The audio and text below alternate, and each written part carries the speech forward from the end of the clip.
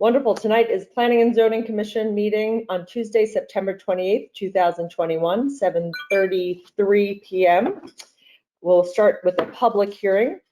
Subdivision application number 424C, coastal site plan review number 360, land filling and regrading application 512, James and Margaret Tweedy, 108 Nearwater Lane. Proposal to subdivide the subject property into 3 additional building lots, a coastal site plan review for development on proposed lot number 1, and to perform related site development activities within regulated areas. This 7.08 acre subject property is located on the east side of Nearwater Lane, approximately 530 feet south of its intersection with Nickerson Lane, and is shown on Assessor's Map number 57 as lot number 3 in the R1 zone. All right, I believe we have Mr. Gleason here tonight. Good evening, everyone. I'm sorry my camera doesn't seem to be working, but I understand my screen share is, and I thought I would start sharing my screen. Let me make sure I've got the right screen of the main one. And just a second. All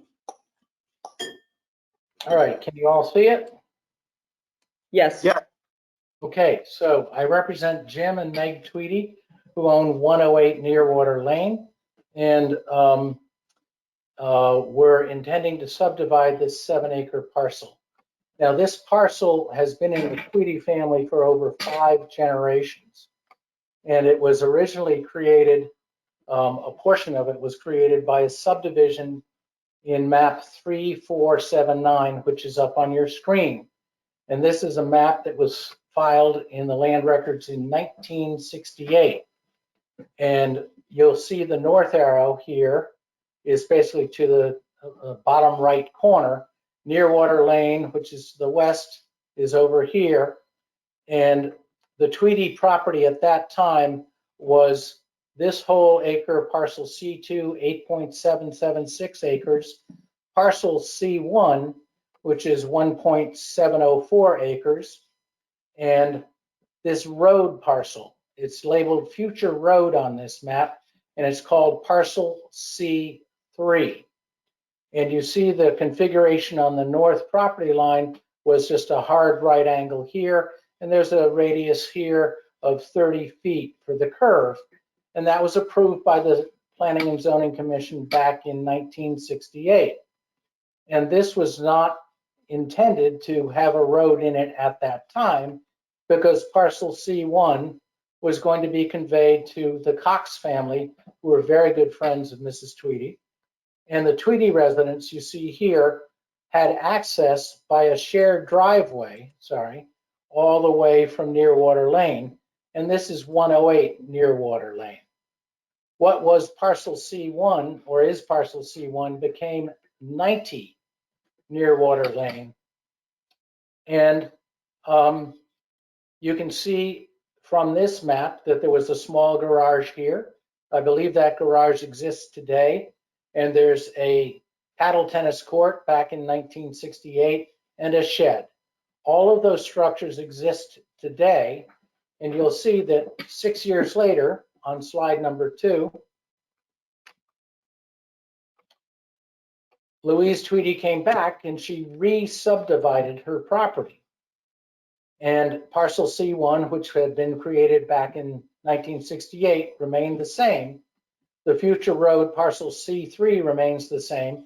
And you'll see down here at the cul-de-sac of that, there's a note that says, road to be built at the time of any other re-subdivision of the property.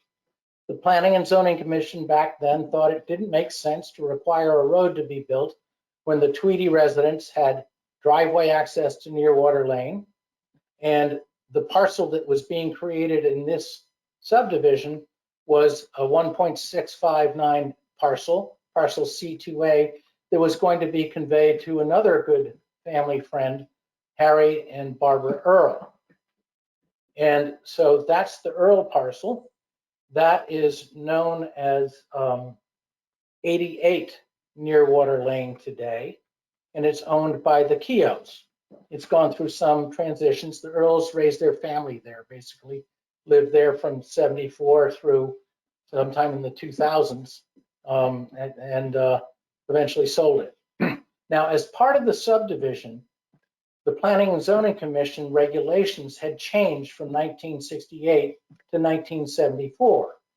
And Louise Tweedy had to create open space land, and she did. And this is the parcel of open space land that was created with an access to the roadway. You can see that. And that's called out as a little under 0.9 acres in this map. Again, you can see the Tweedy residence, the Tweedy garage, the shed, and the paddle tennis court with the access from Nearwater Lane. So this is 1974. And the property has basically remained in this configuration for since then, except for the Tweedys later conveyed. If you see this line here on the Earl property, parcel C2A, the Tweedys conveyed a portion of that right here, this little triangle close to the water, to the Earls before they wound up selling it to a third party.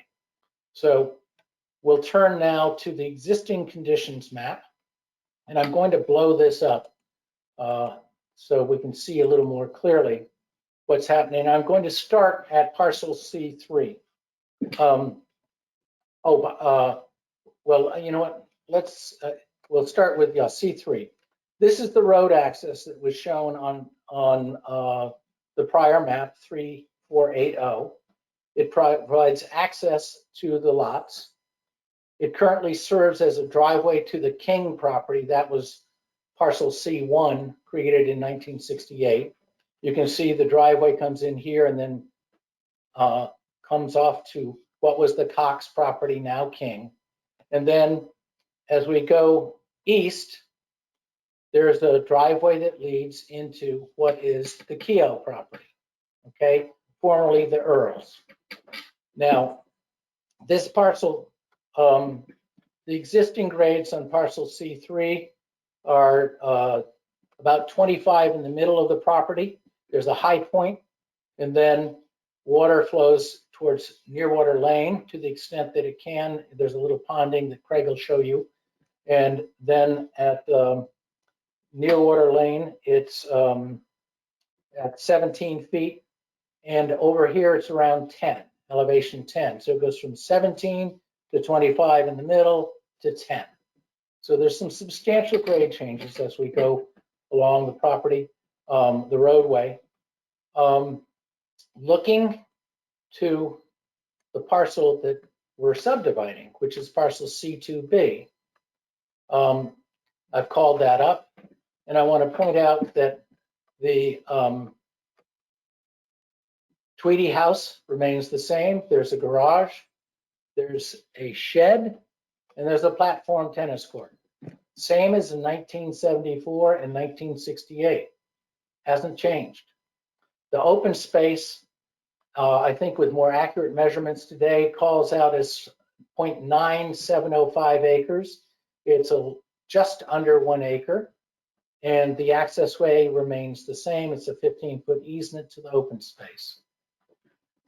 This detailed map prepared by Redness and Mead shows the mean high water line along here, goes out towards here, and the Tweedy property does not go out this way. This is the neighbor's property. And this dock here is shared by the Tweedys with the neighbor on the south side. So this is a shared dock. The Tweedy lot that we're going to create will be basically 3.5 acres here, and we're going to create another lot here. And those are the only two lots that will have water front on the Darien River. So we're hoping to preserve dock access for the lot we're creating over here, which has a woodland on it. There's a very nice tidal wetlands here, and there's meadows along here that I think Bill Kenny, our coastal consultant and environmentalist, will point out to you. Of great interest also is the FEMA flood map line. You can see it gray dashed here. We are in an AE elevation 14 zone seaward of this line. So all of this is in the flood zone. So we are creating a lot here out in the tennis court, platform tennis court area. None of that is within the flood zone, but we are going to create a lot here and another lot there, assuming you approve it. And those will require permits for flood damage permits as part of the development. The Tweedy residence will remain. The garage here, the platform tennis court, and the shed will have to be removed. Okay. There is, let's see, we've talked about the common driveway.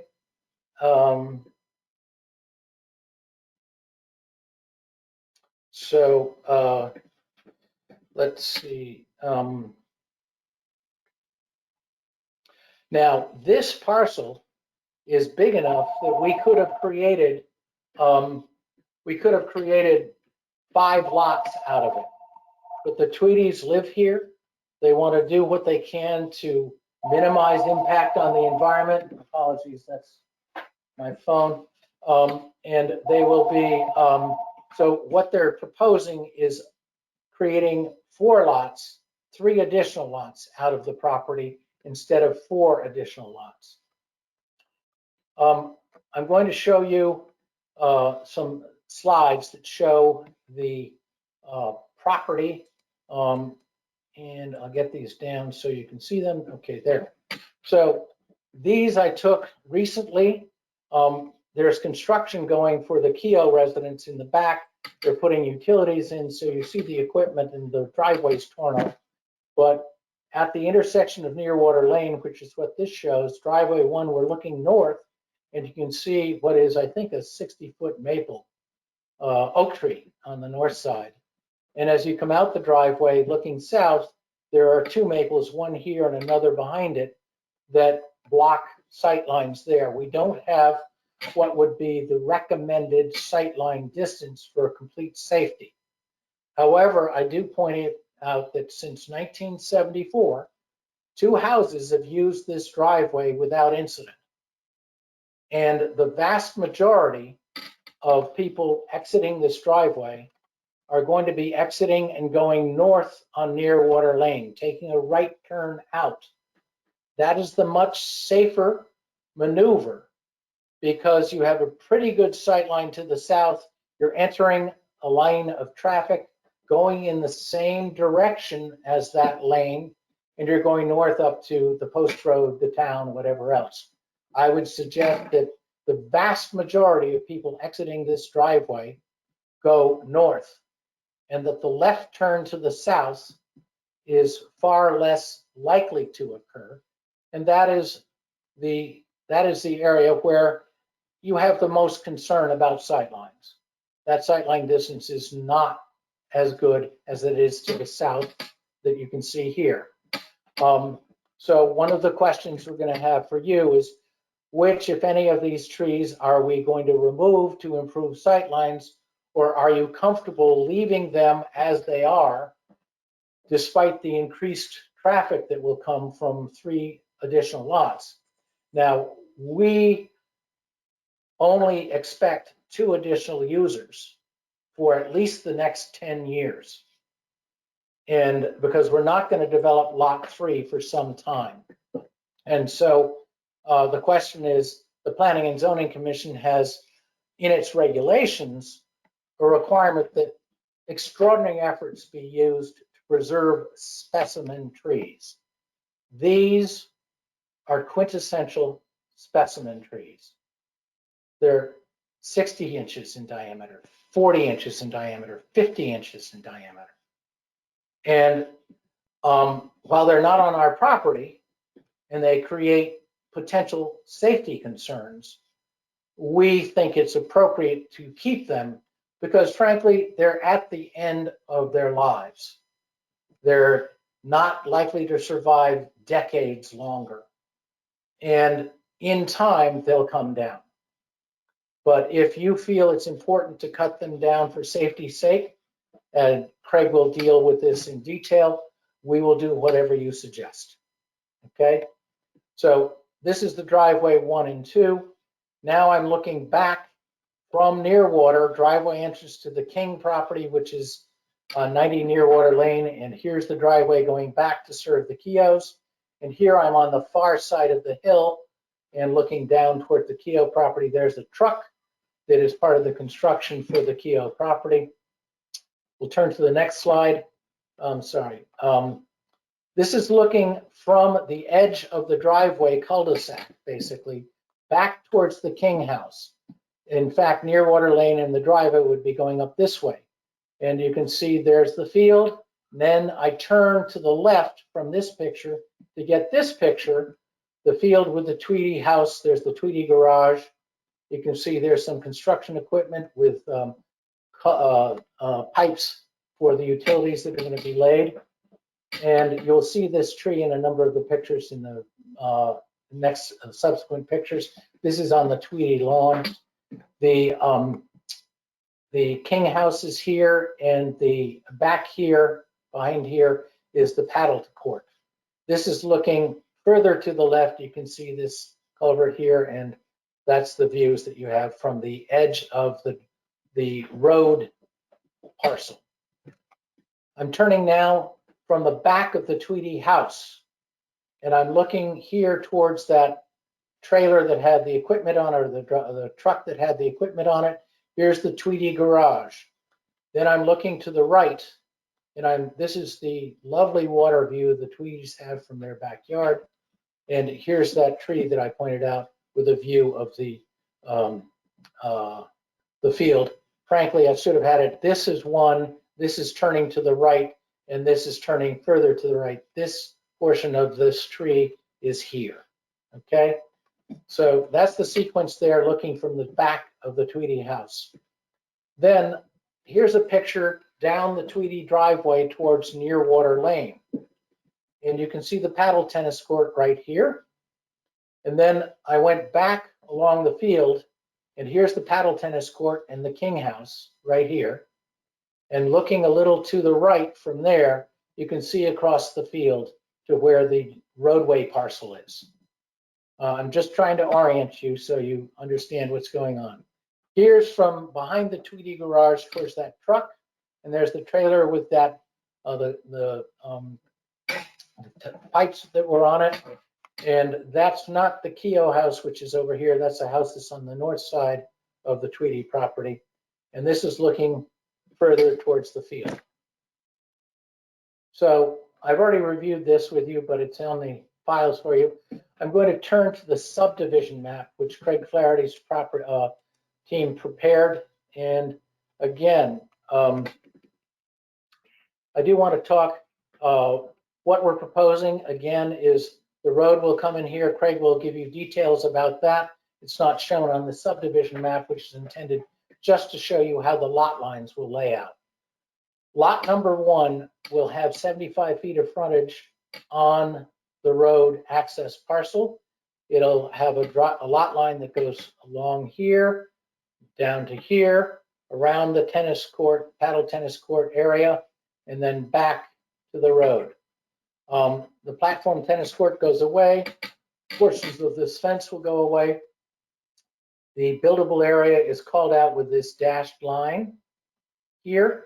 The main house has to go within the 150-foot square that is called out here. So the house is going to be located here.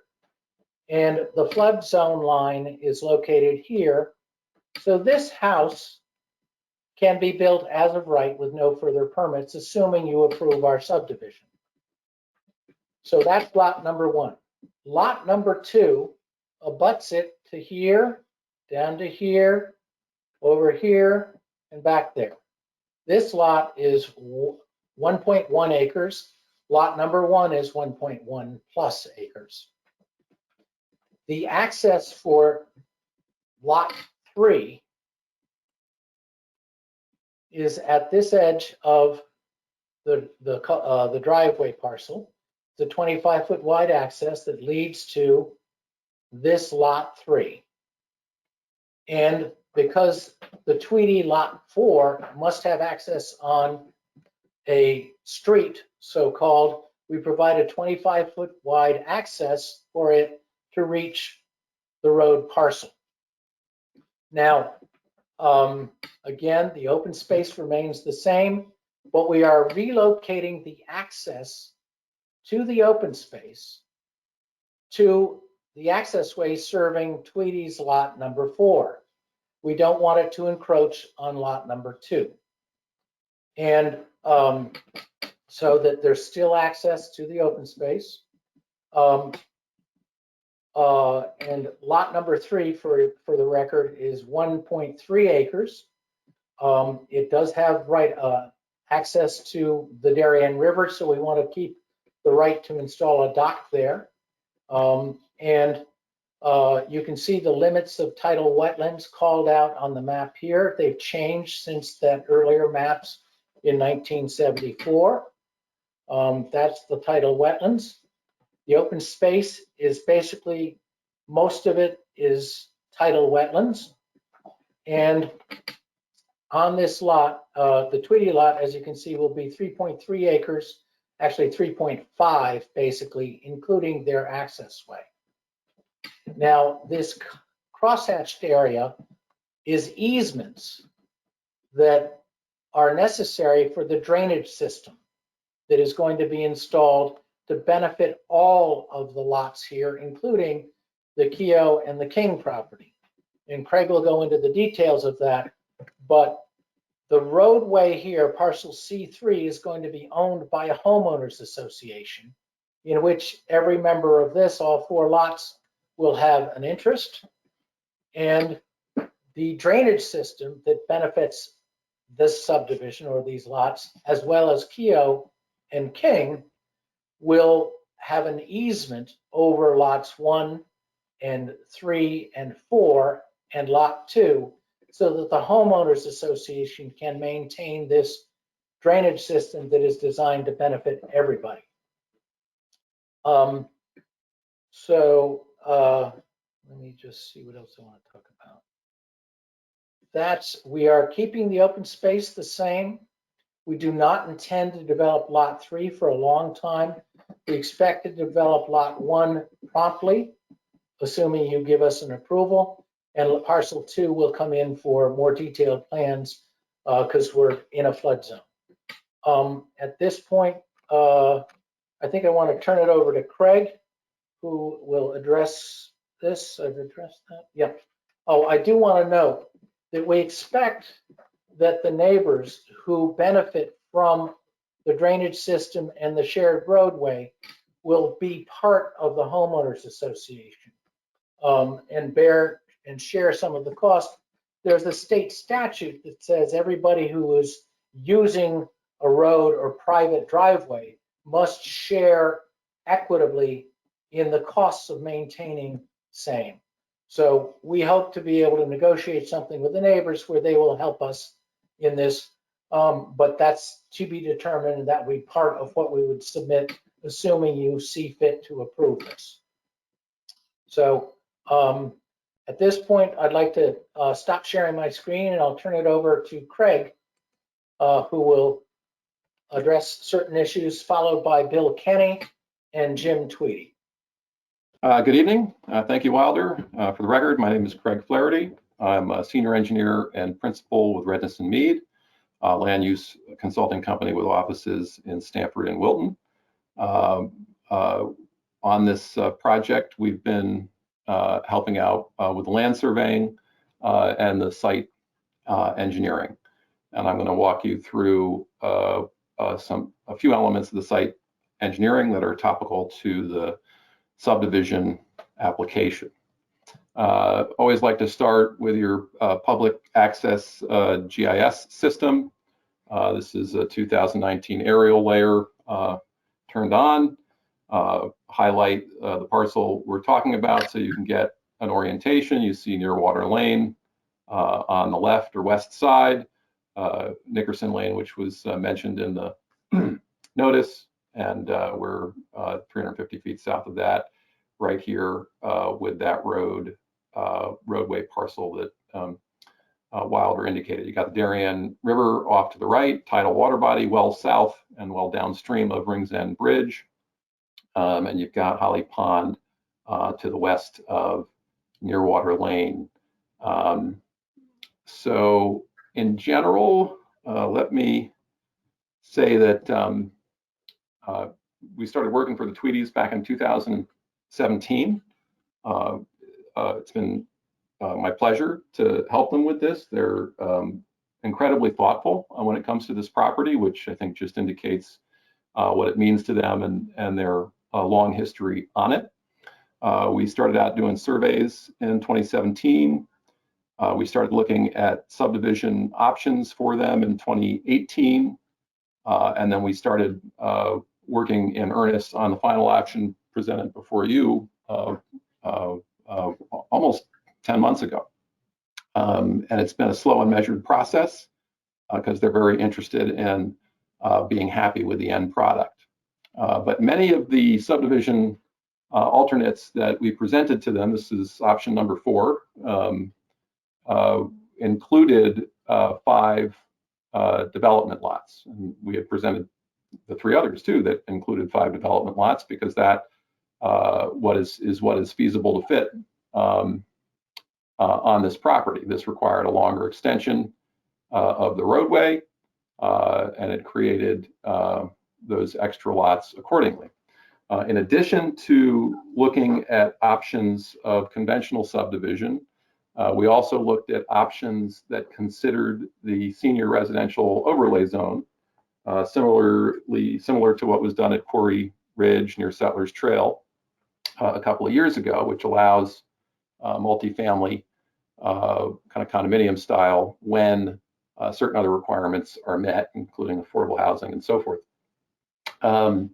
This laid out with 1 conventional lot, again, down by the water, and then this senior residential overlay on the main parcel.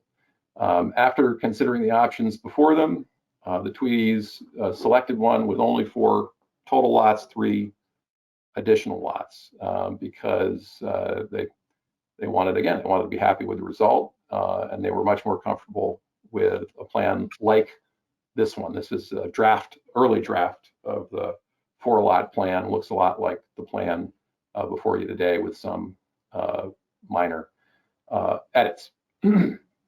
So to go into the roadway design, and there's a few things we do need to talk about relative to the roadway design.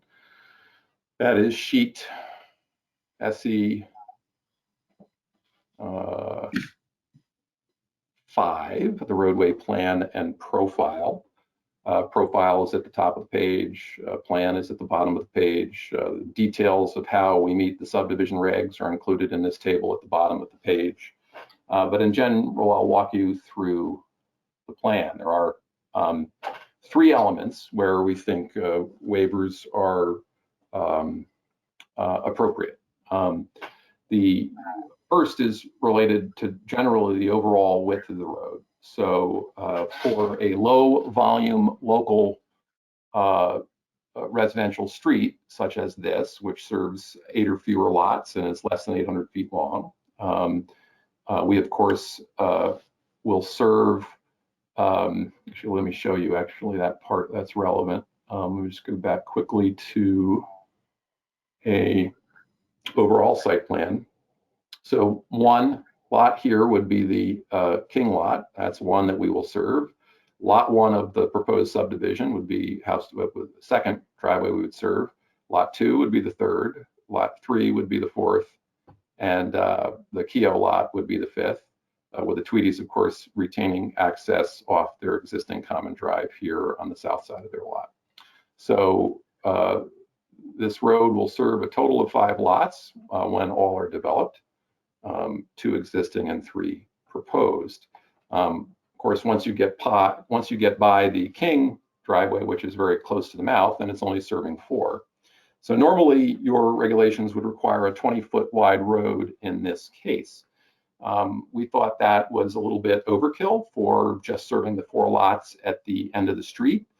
And we were hoping to develop the narrowest road possible. And so the first person we visited when we were talking about roadway width was the fire marshal to see how narrow he was willing to go. And so he opined that he was comfortable with a 16-foot paved width provided that 2-foot shoulders on either side were substantially hardened such that it could support the fire truck apparatus. And so you see the solid line here as the 16-foot paved width, and the dashed line here of where the stabilized shoulders would be to satisfy his request. So that really is the first waiver we would like you to consider, is to allow us to do that 16-foot paved width.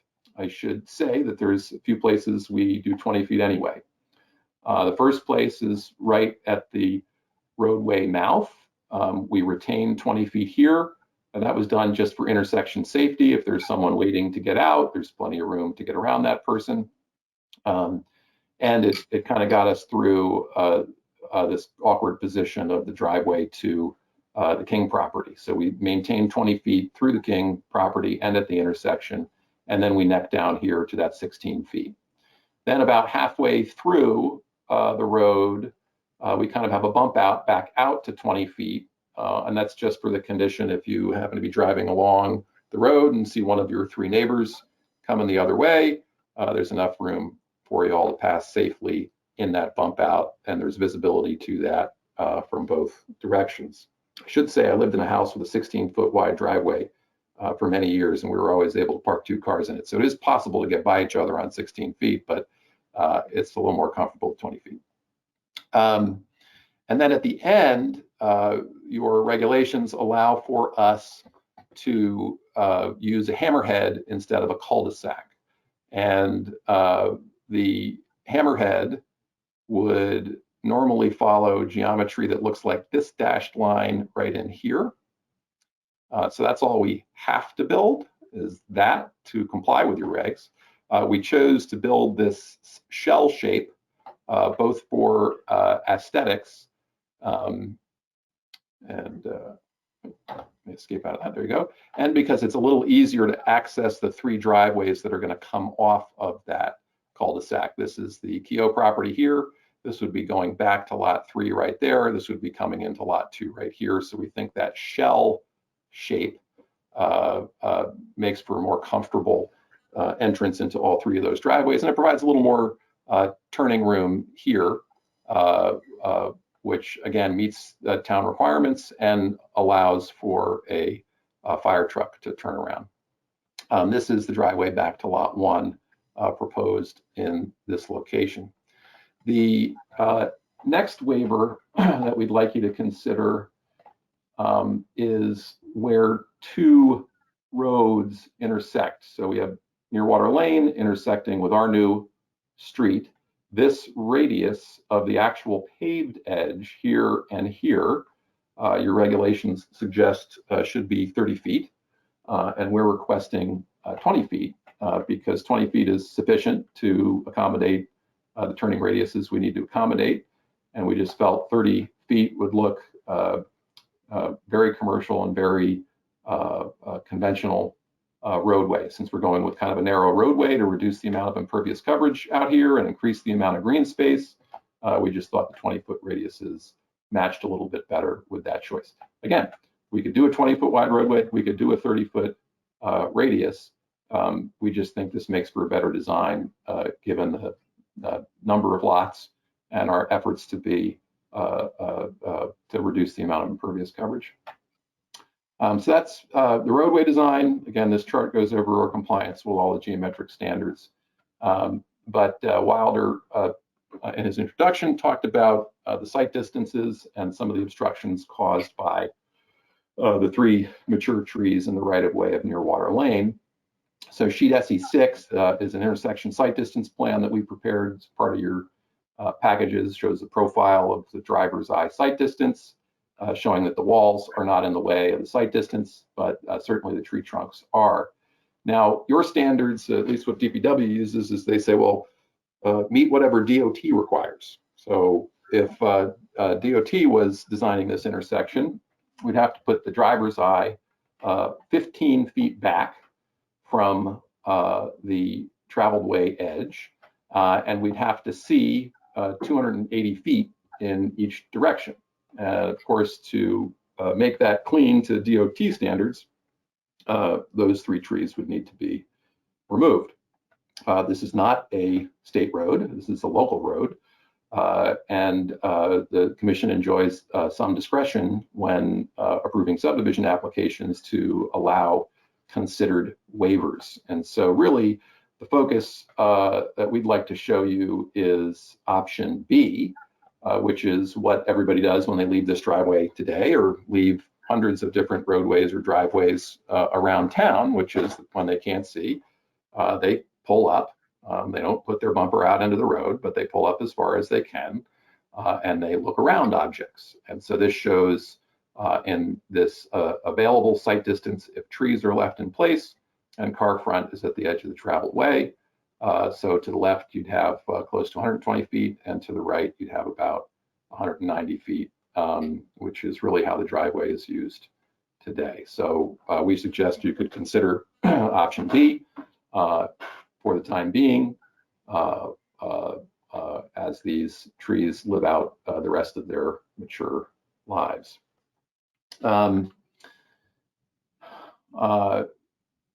Going to go back to the, let me talk about, let me go to drainage first. So I'm going to go back to the aerial to just give you a primer on drainage out here.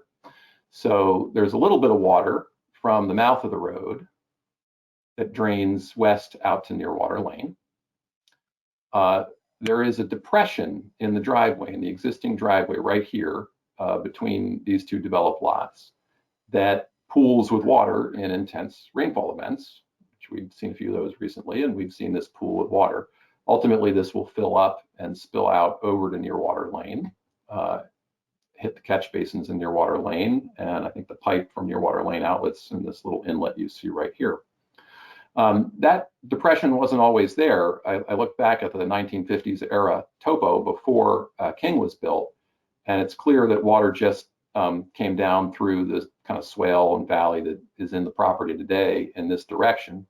But when King was developed or redeveloped or some work was done, the lot was elevated, which created this low point that doesn't only pond the roadway parcel, it backs up a little bit on the property to the north and backs up a little bit on the property to the south as well. So this is why you've got section 850 to make sure this sort of thing doesn't happen with regrading applications.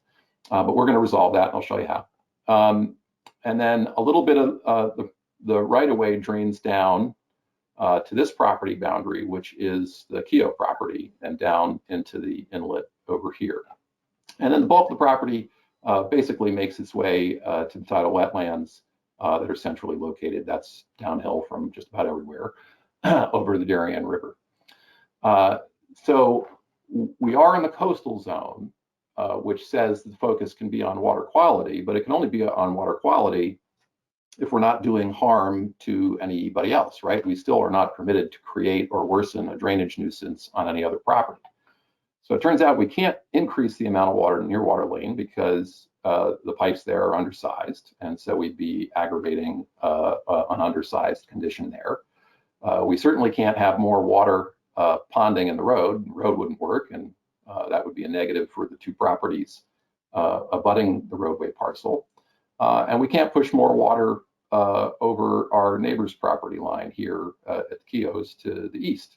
And so we've developed a drainage plan that reduces the amount of flow to Nearwater, that eliminates or significantly reduces the ponding here in the middle of the road, reducing the ponding on those neighboring properties, and reduces the amount of water going to the Keoghs. We do that with a plan that looks like this. So starting in that low point, we add a couple of area drains to collect the water. And we have a pipe that will be under the new roadway.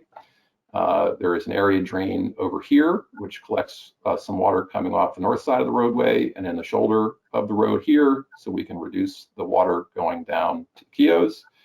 And we pipe that water to the back of lot 2, which is the low point on the parcel as it starts to approach the tidal wetlands down here.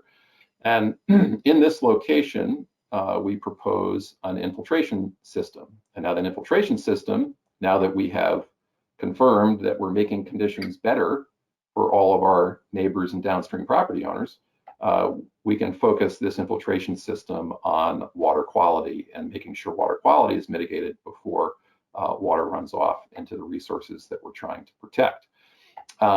Since we have to go through all this trouble of putting these pipes in and designing this infiltration system, and it is the Tweedy's intention to develop dwelling 1 and dwelling 2 in the near term, we sized this infiltration to manage not only the impervious coverage from the roadway, but it also manages all the impervious coverage indicated on this plan for lot 1 and all of the impervious coverage indicated on this plan for lot 2.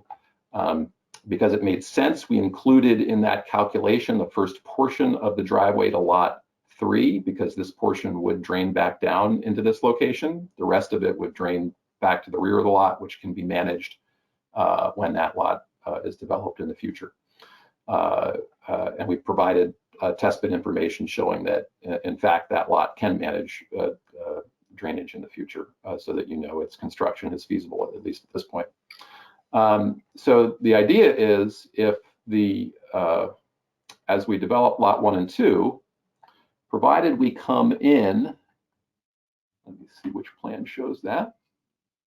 Yeah, provided we come in with a plan with less than 11,270 square feet of impervious coverage, there would be no additional drainage requirements for lot 1, provided they made sure that their impervious surfaces were tributary to this infiltration system.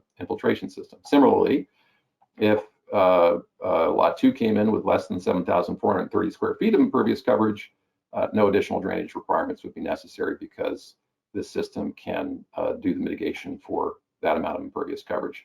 So this is water gets out of here any one of 3 ways. First, we want it to soak into the ground. We provided percolation tests indicating that the percolation rates are good, and a fair amount of that water will soak into the ground. Second, we've included a sand filter off the edge of the system. So any water leaving through the sand filter would actually have to flow through 30 or 40 feet of sand before trickling out at the toe of slope down here, which filters it, cools it, delays it, all the good things we want to do in terms of water quality mitigation. Ultimately, after we've treated that 1-inch storm, the first flush, the first inch of rainfall in a storm event, or all of the rainfall if the storm event's less than 1 inch, there's an overflow structure. So for those larger peak events that occur periodically throughout the year, there would be an overflow to an energy dissipator down at the bottom of the slope here, still well away from the edge of the tidal wetlands. So there's still a vegetated buffer that would be left in place between the outlets of the infiltration system and the resource that we're trying to protect. So that's the big picture on drainage. I think we have complied with the requirement that we focus on water quality in the coastal zone, and we have complied with the requirement that we either do no harm to our neighbors and downstream property owners, but also improve conditions on their properties relative to the amount of water running off of ours. Another important facet of subdivision applications, of course, is that there's adequate utility infrastructure to serve the proposed lots. So there exists today in the right-of-way a 6-inch water main that goes all the way back to the Keogh lot. That's sufficient to serve the domestic water use, but it doesn't seem as though it's going to be sufficient to serve the fire service. And it's likely through coordination with Aquarian and the fire marshal that we're going to have to upgrade at least a portion of that line to 8 inches, depending on where we're able to position the fire hydrant. There is a primary electric line that's under the shoulder of the road down here on the south side. That's where the water main is too. Happens to be a direct bury wire, which is a little unusual. These days we put everything in conduits. We're going to maintain that direct bury, but there's a few trees that had to be removed that happened to be installed over that wire, where I think the people installing it didn't realize that wire was there, so they can't be there in order for us to protect that electrical service. We're going to bring the electrical service back here. Each of the 3 new lots will have their own transformer. Those would have to be, of course, above the flood elevation on the lots where that matters. Eversource has taken a look at this, both from water supply and electrical service standpoint. The other component is the sanitary sewers. The Keos, as part of their application, proposed to eliminate the pre-existing septic system and instead tie a new line, a sanitary sewer connection out to Nearwater Lane in a small force main, 1.5-inch diameter force main. When we heard that they were going to be trenching all the way from their property out to Nearwater Lane, we thought, well, we have this plan for subdivision. It seems kind of smart to put a few extra lines in that trench while you're digging it. So we got permission from the Sewer Commission to work with the Keos and install those force mains in there. So assuming or provided we're approved, the sewer service connections already exist in the road right away to serve the proposed lots. So there's sufficient utility infrastructure to serve the drainage design. And as we talked about, the development of Lot 1 is outside of the floodplain, outside of the 100-foot coastal zone for residential construction, and the drainage system serving it will be built at the time the road is built. So those should be all of the check boxes you need to know to allow Lot 1 to proceed to zoning permit and building permit without having to come back to you. The other lots, of course, would have to come back to you. Now, we got a few comments today, just an hour or so ago, from the fire marshal. I want to be specific about exactly which comments I am referring to here, because I know Fred will diligently write up a potential resolution for you to consider, and I want to make sure he understands exactly what we are doing and what we aren't doing. So one was verify the 8-inch water main with fire hydrant. Of course, we're willing to do that and select the hydrant location that he is happy with and confirm with him and the water company that it has adequate fire supply. Two, make sure the hammerhead is designed for the fire apparatus. We had certainly done that before, but I can show it to you again quickly now. That's not the one I want to show you. This is the one I want to show you, maybe. Yeah, that's the one. We ran the turning diagram on the turnaround. Ladder truck turns around, no problem, in the cul-de-sac. So no problem doing number 2. Number 3, he strongly recommends residential fire sprinklers. That's a recommendation, not a requirement. We would suggest that the residential construction meet whatever fire and building codes are required for residential construction at the time and not be required to have fire sprinklers unless they're otherwise required by code. So we are not supporting suggestion number 3. Suggestion number 4, verify sufficient water supply for fire service. Of course, we're going to do that along with item number 1. We've already had conversations with Aquarian/Eversource on that. 5, make sure those 2-foot wide shoulders to support are sufficient to support the weight of fire apparatus. No problem. We understood that from the beginning. We will do number 5. 6, no parking as of right should be permitted on the road. That's fine. We have no issue with that. Item number 7 was provide sufficient turning radius into driveways for fire apparatus. That was a new one for me. I hadn't seen a recommendation like that for a single-family residential driveway in the past. It seems a little onerous if we start designing all of our residential driveways for, let me find a good plan to use for this, for fire apparatus. It turns out that the King property, not really a problem because it comes off at a slight angle anyway. Keogh property, not a problem because it's straight right off the road anyway. The lot 3-1, not a problem because it's off of this shell shaped cul-de-sac here. Same with lot 2, not a problem because it's off the shell shaped cul-de-sac. It is kind of a problem, at least from this side, because we really have to significantly enlarge the mouth of this driveway, which I believe would be commercial in nature and seems like a little more of a requirement than you would typically see on a single family driveway. So we're not thrilled about having to do that there, and we prefer not to. The one thing we'll point out is that Lot 1 actually has fairly meaningful access from both directions, both the street side here and the existing common drive in the back. So it does offer, I need to drink a little water here, excuse me. I'm going to mute while I do this.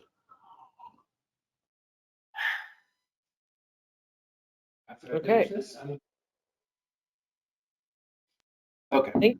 Well, did So, I? almost done. I took a pause to drink some water. I didn't pause because I was Okay. so I'm almost done. In fact, I am done. So, but just to review the fire marshal's letter, we're totally comfortable with recommendations 1, 2, 4, 5, and 6. Would prefer 3 not be included in your resolution, and would prefer at least not to have to comply with item 7 for the driveway into lot 1. With that, I will finish my presentation and hand it on over to Bill Kenny.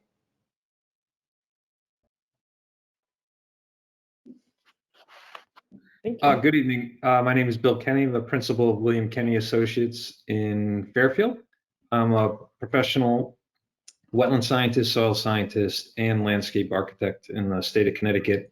My firm was hired to help with this project in a number of different ways. One was to review the existing coastal resources on the property and look at those resources and the state policies within the context of the Coastal Area Management Act and in the context of the proposed subdivision, and make a determination with regard to the consistency of the proposed project with regard to those Coastal Area Management Act policies. So we have done that, and then lastly, we were involved with the preparation of a planting plan, as well as what we're calling a naturalized area management plan, and that deals with the areas of the property not proposed to be developed in any way, but to maintain as natural areas, and that includes the tidal wetlands and buffers that are adjacent to those areas. And I'm just realizing I was going to share my screen, but apparently I have a setting that's not going to allow me to do that. So I was going to, Craig, would you be kind enough to pull up the town GIS map that you had earlier? Yeah, I can pull up whatever you need, and Fred might be able to endow you with rights to share your screen. It might be, I might have a problem on my end. It might be on your end. Okay, I'll share mine.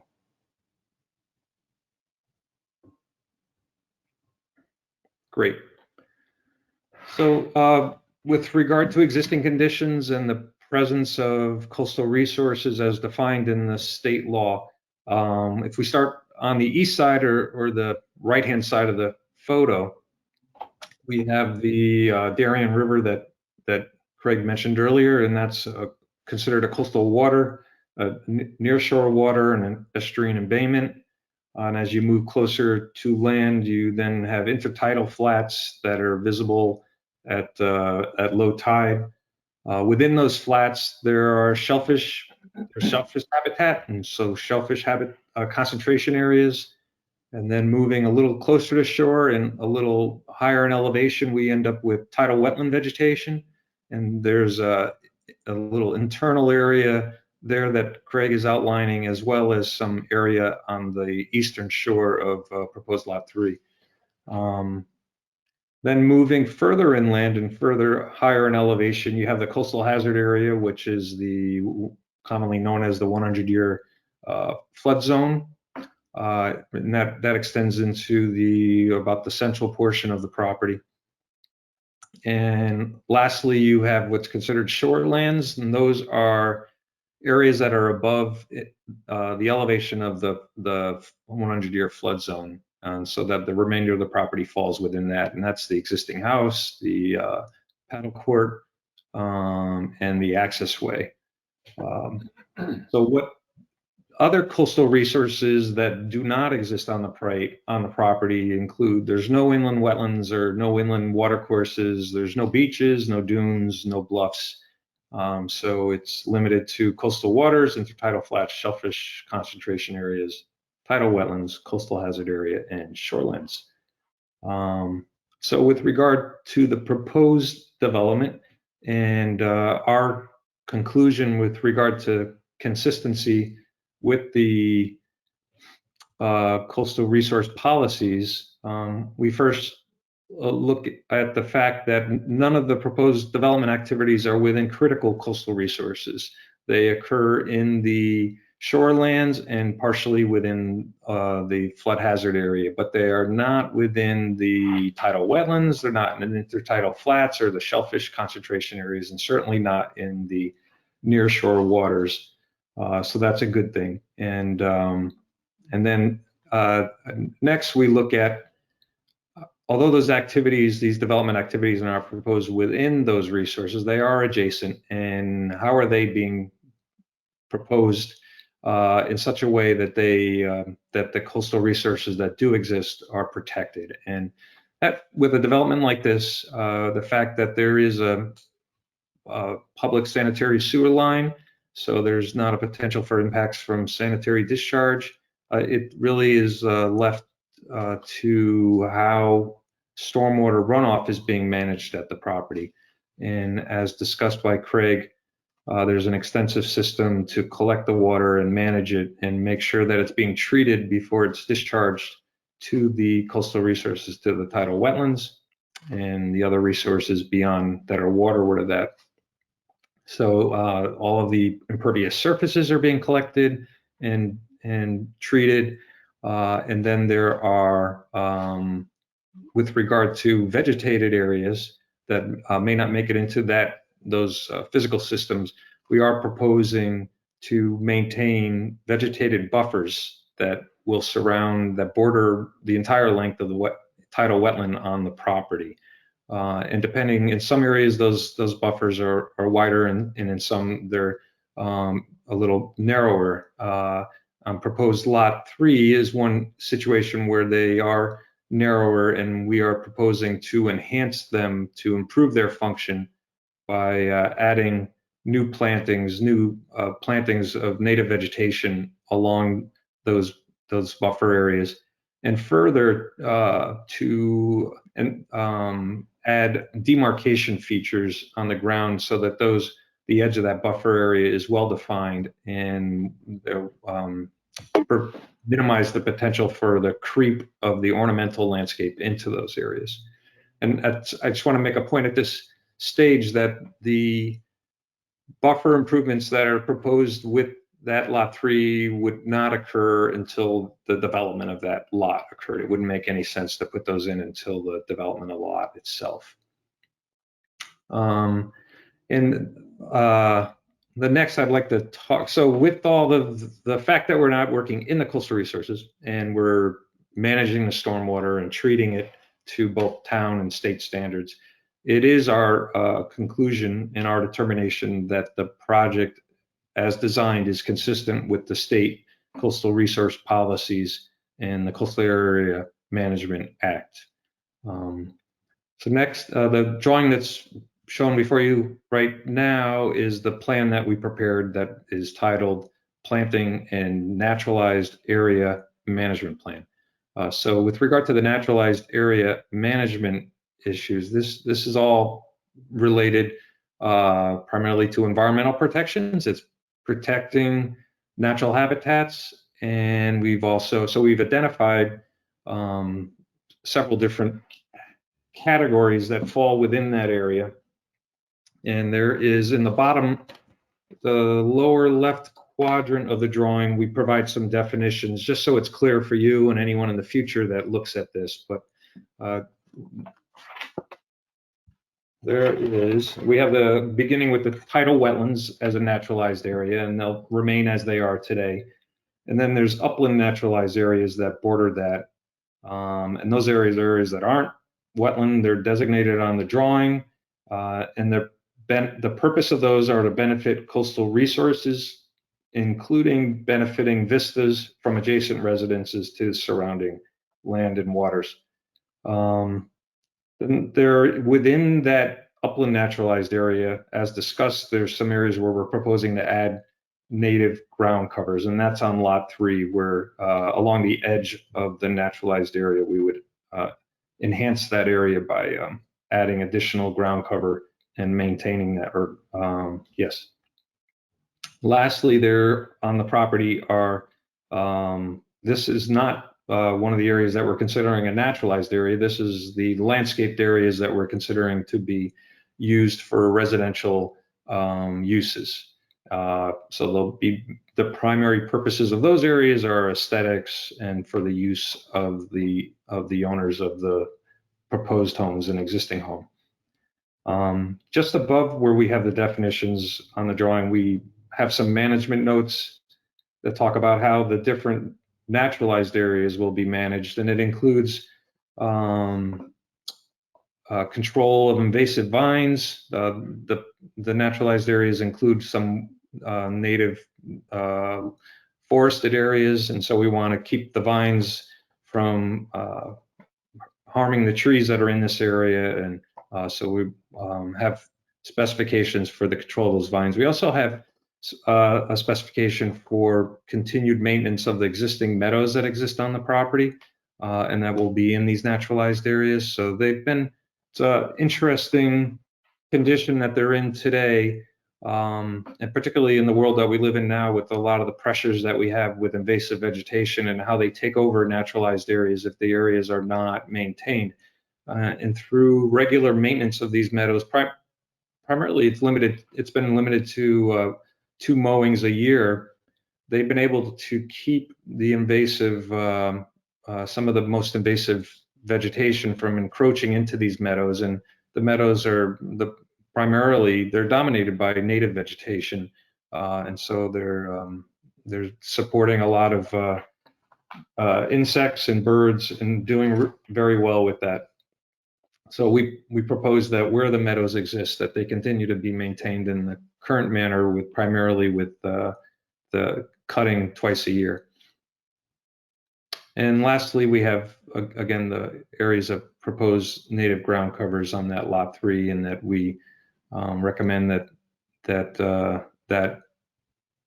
fringe of planting that we're being proposed, that it be monitored and maintained, particularly in the short term, to ensure that it is well established and vibrant. Lastly, with regard to the planting that's not related to environmental planting, we are proposing some tree planting to comply with the standards for street design, which looks for trees occurring one tree for every 35 feet of roadway. This proposed road is interesting in that there's, as was discussed by Craig, a number of utilities that are proposed and some that already exist. So south of the road, there are utilities in the vegetated strip that prevent us from planting there. North of the road, there's an abundance of already existing trees. So based on the length of the road, which is just over 1,300 linear feet, and 1 tree every 35 feet, 38 trees would be required. And there's 25 existing trees to the north.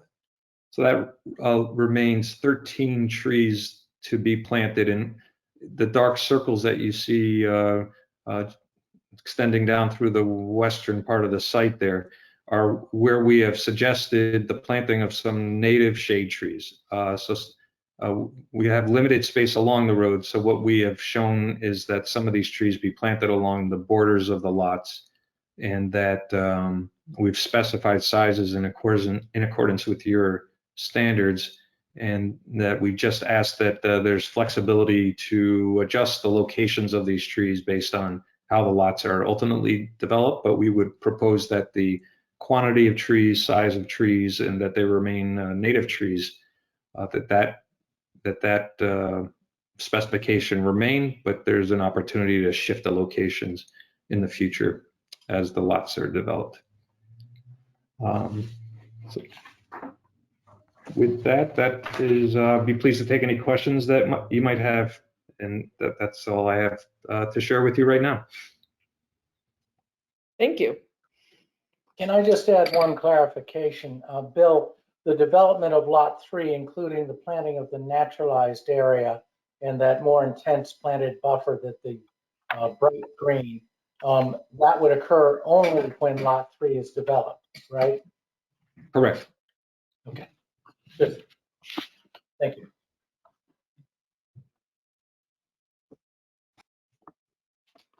Okay, do any of my, Jeremy, can I go off to commissioners' comments? I think we, thought Jim was gonna just address for a moment, and then the floor is yours. Hi, I'm Jim Tweedy. I just wanted to make one comment, and thank you for everyone for attending this. And my comment is that I did go around the last 3 or 4 weeks, and I visited. One thing about having a big piece of property is you have a lot of neighbors. I visited all 8 neighbors whose houses are contiguous to my property, and who would be affected. All the ones I think would be affected by this project.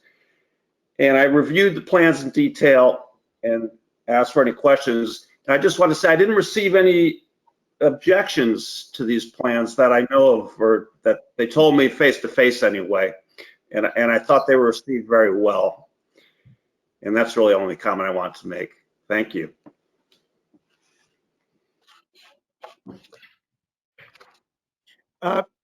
Jennifer, if I could, I just wanted to,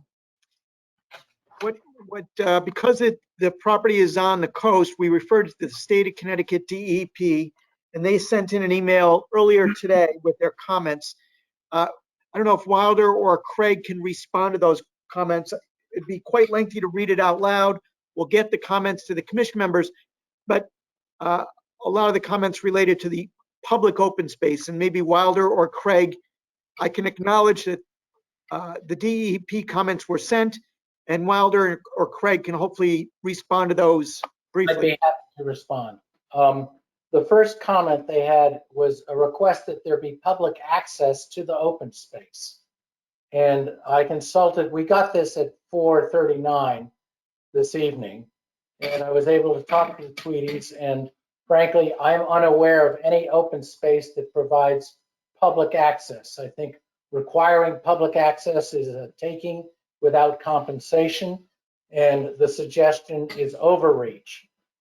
This open space has existed since 1974. It's owned by the Tweedies, and we provide an easement for access, and we see no reason to grant the general public access. And I think for you to require that would be overreaching. I just don't think that's appropriate, and I would think that we should keep it the way it is. The second comment they had was that any work in the tidal wetlands would require permits from the DEP, or if we're in other sensitive areas, we're aware of that. This was sort of an informative comment. We know that a dock will require DEP permits. We anticipate that the eventual owner of Lot 3, when it's developed, will seek to install a dock. And so we will probably, at that time, we'll be looking for those permits. Their fourth comment was, if we disturb over 5 acres of area, we need a DEP permit. I asked Craig Flaherty what the extent of disturbed area would be, and he said we would be less than 3 acres with the development of lots 1 and 2 and the road parcel, and that parcel 3 would come later, and that's only less than 2 acres. So no matter what, we're going to be under 5 acres. So we don't need a DEP permit. And I was pleased to see that they were looking for buffers and other protections for the wetlands and sensitive coastal resources. And Bill Kenny's plan has already adopted that. We have buffers in place. They meet the requirements of what the DEP suggested.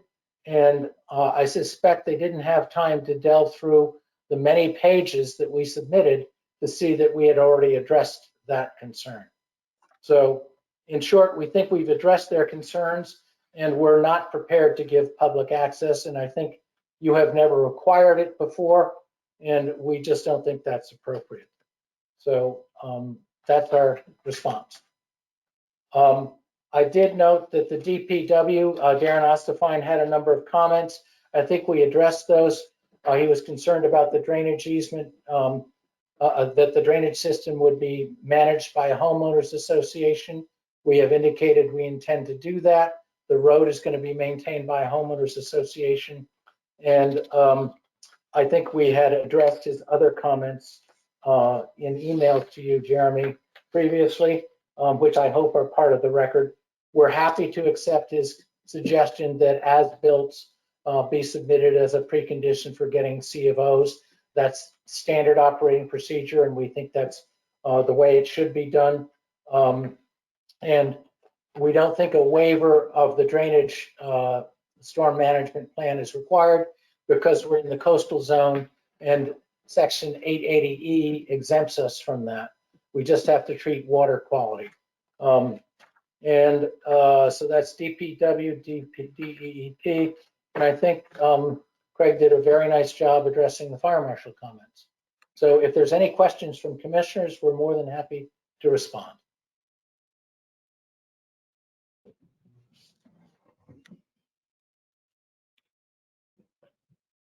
Kara? Obviously, I haven't seen the DEP email and their questions, nor Darren Ostfine. So you guys will get those to us. I know it came late in the day, right? Yeah. Okay. So I guess Wilder or Craig, whoever's the most appropriate person to answer this, Lot 3, you're not considering developing now. What would your acreage of disturbance be if you were to include the development of Lot 3? It would still be less than 5 acres. It would be? Yeah, if you give me a minute while you're asking other questions, I'll give you a very specific answer. Thank you.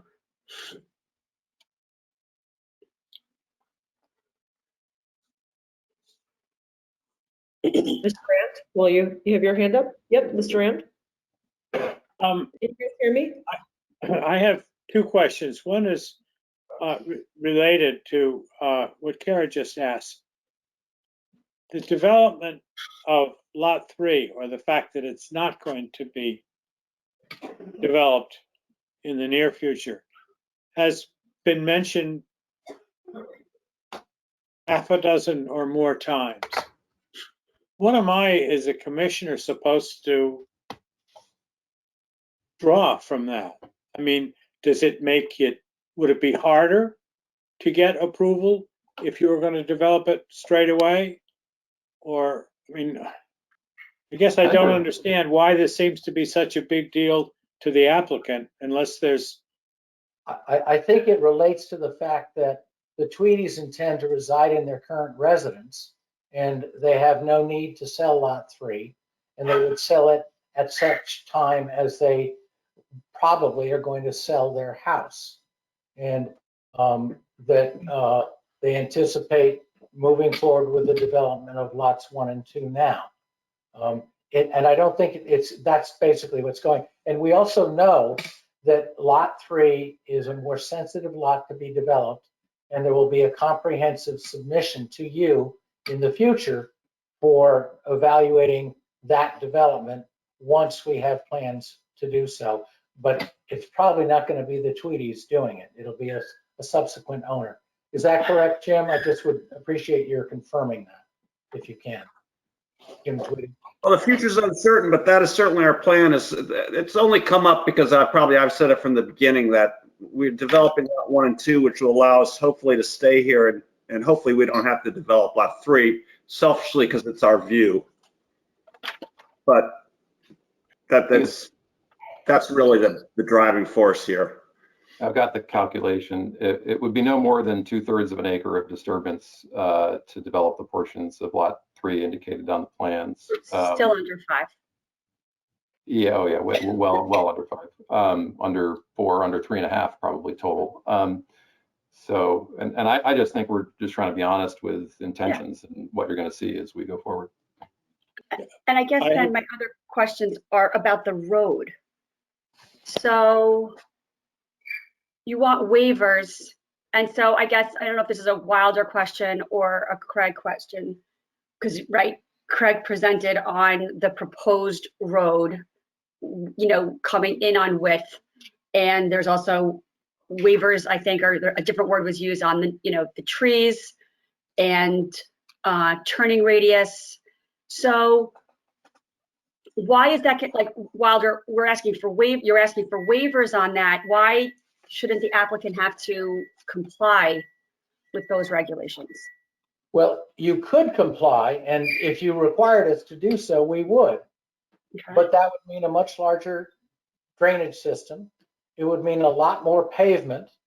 And I don't think there's any purpose served in creating a much wider road, a 25-foot roadway to serve 5 houses, one of which is in the first 100 feet of the roadway, doesn't make sense. I'm sorry, can you say that again? One of the houses that is using this roadway, it exits off the roadway in the first 100 feet. That's the King property at 90. It's just south of the roadway parcel. So you essentially have 4 properties using a roadway that is 300 feet long, and it doesn't make sense to have a 25-foot roadway. And we talked to the fire marshal, and he said 16 feet would work. And we've got a 20-foot wide roadway effectively because of the shoulders. And you Well, he have said 16 with the additional 2 feet. right. Yeah, 20 feet would be the requirement for a low volume local residential street. So if you said we do not want to grant you that waiver, we would have to pave 20 feet wide instead of paving 16 feet wide. We just thought it'd be nicer to pave less. No, I agree. I don't want to, I think, we have to consider increasing impervious surfaces, especially given the flooding issues and the coastal wetland area and the stormwater runoff issue. But safety is also an issue, and you would hate in a storm for fire engines to not be able to get to people. So we But have that's why we met with the fire marshal and why he is accepting the concession on width. Okay. With the requirement that the shoulders be stable. Okay. I mean, those are my questions for now. This is a lot. This is a lot to digest, but thank you. It was a very clear and thorough presentation. Oh, sorry. I meant to mute. Mr. Ball? I did step away, so I'm sorry for that. Is there a fire hydrant on this new road anywhere? There will be. There is not one that exists, Okay. but Mr. Bush is asking for one, and we will work with him to put it at a location of his liking and confirm with Aquarian that it'll have sufficient supply as well. Perfect, thank you. And then Jeremy, can you just confirm, I mean, it seems correct what Mr. Gleason was saying about not the public asset access, that would just be for neighboring properties, right? Or part of the subdivision, those would be who'd be allowed to use it historically, is that correct? That's correct. Historically, we have not opened up subdivision open space to the general public. It's very rare that we've done that. As Kara mentioned, I have sent out the DEEP comments to you via email just now, as well as the DPW comments. So you have those. But traditionally in Darien, whether it's on the water or inland parcels, it's very rare that we would open up the open space to anyone, to the general public, let's say. Okay. Do any other commissioners have further questions? Sorry. And it might be because the subdivision regulations don't require it, but I thought they did. Notice wasn't required while they're to neighbors, to butters? Yes, they did notify all the neighbors within Okay, 100 I just didn't see it. certified mail. We have Okay. the proof of mailing here.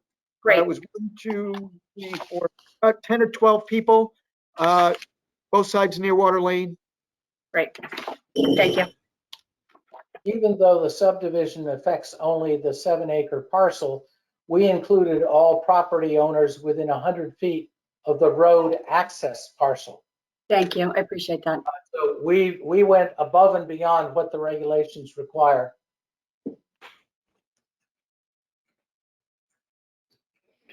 Do any other commissioners have further questions?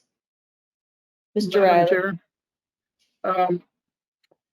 First, Wilder, for the access entry onto Nearwater Lane, that is not visible at the moment, right? I can't see that, or does that exist now? The access. The access way connecting to Nearwater Lane. Yes, there is a driveway right there north of 90 Nearwater Lane, and it leads back to the Keogh residence. And in the first slides that I showed, the pictures, Okay. Yeah. there was a mechanical equipment there that is excavating and installing the utilities for the Keogh residence, plus the sewer lines. So there's the Google Street View before the Keogh started construction, but this is the driveway that exists off of Nearwater Lane today. There's the little driveway that comes off to the King residence at 90. I see. Okay, that wasn't clear to me, and now I get that. I will just state at the moment a concern, and I don't know the resolution, but my concern is that you are leaving to us to determine whether or not the line of sight should be as is normally contemplated by these regulations, that those trees would not stay where they are.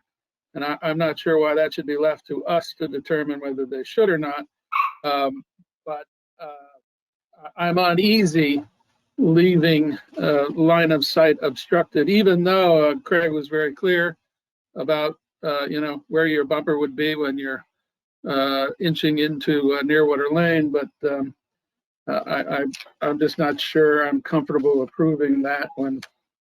But Can I just a second?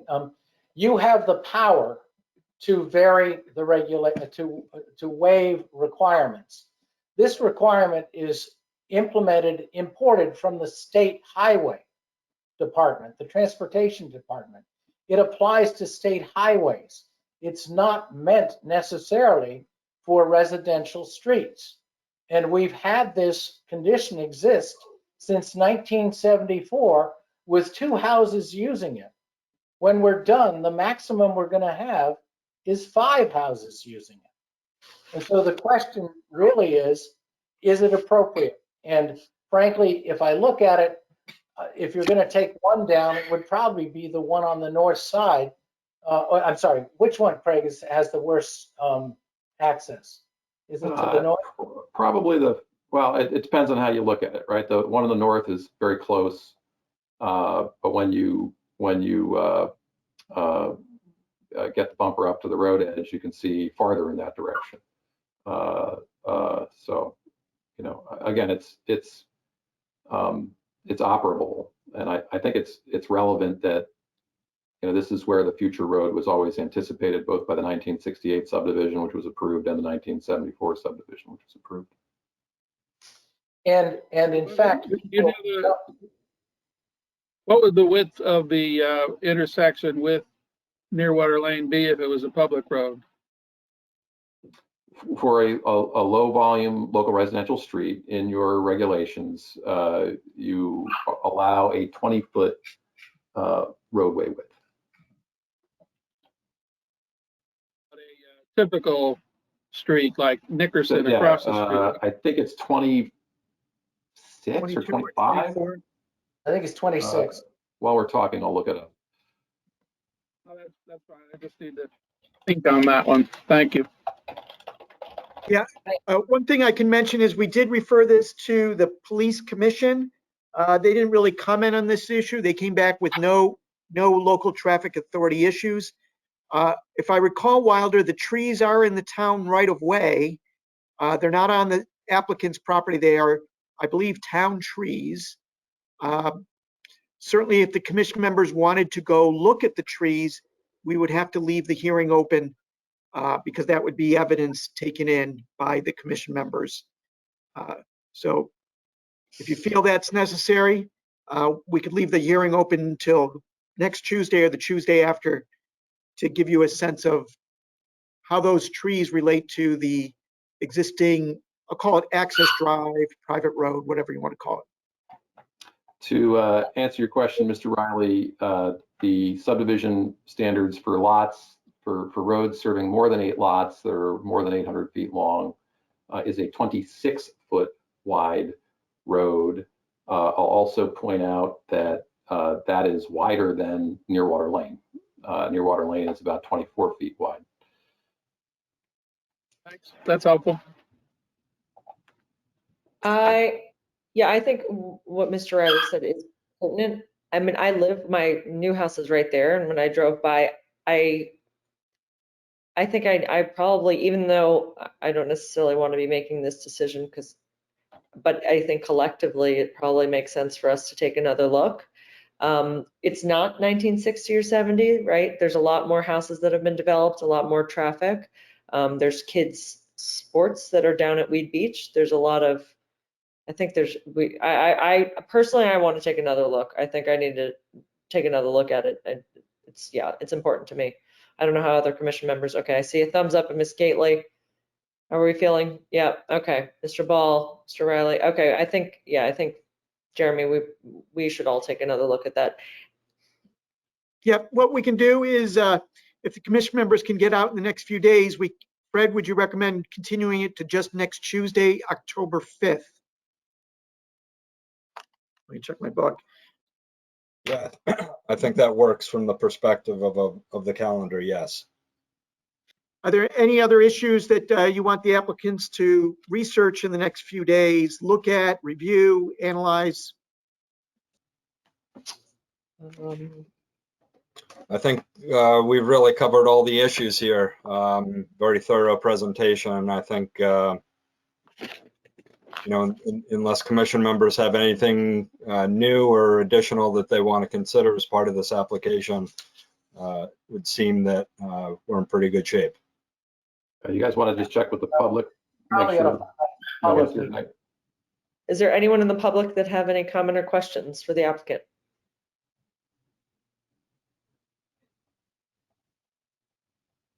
Okay, seeing none.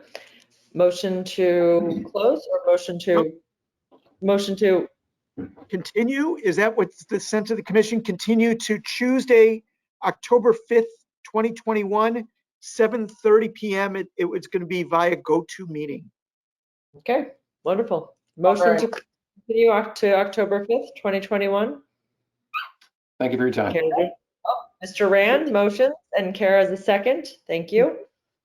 So we're going to continue that to October 5th. We have to vote. Thank you very much. Appreciate it. Thank you very much.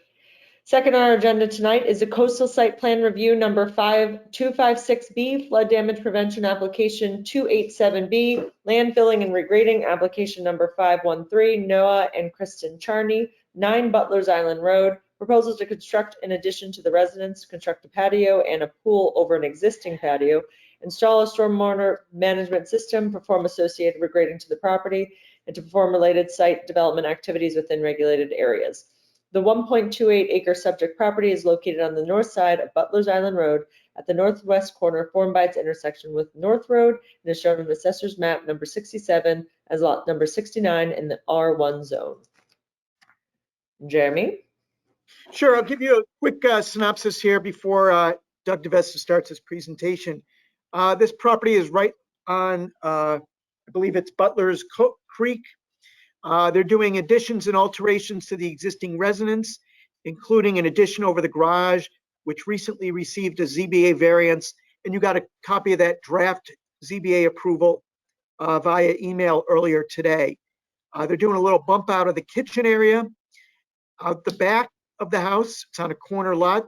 And out I'll call it the Butler's Creek side of the house, which is the western side, they're going to be putting a pool, a small pool in. And to get that pool in, they're going to have to put in a wall around it.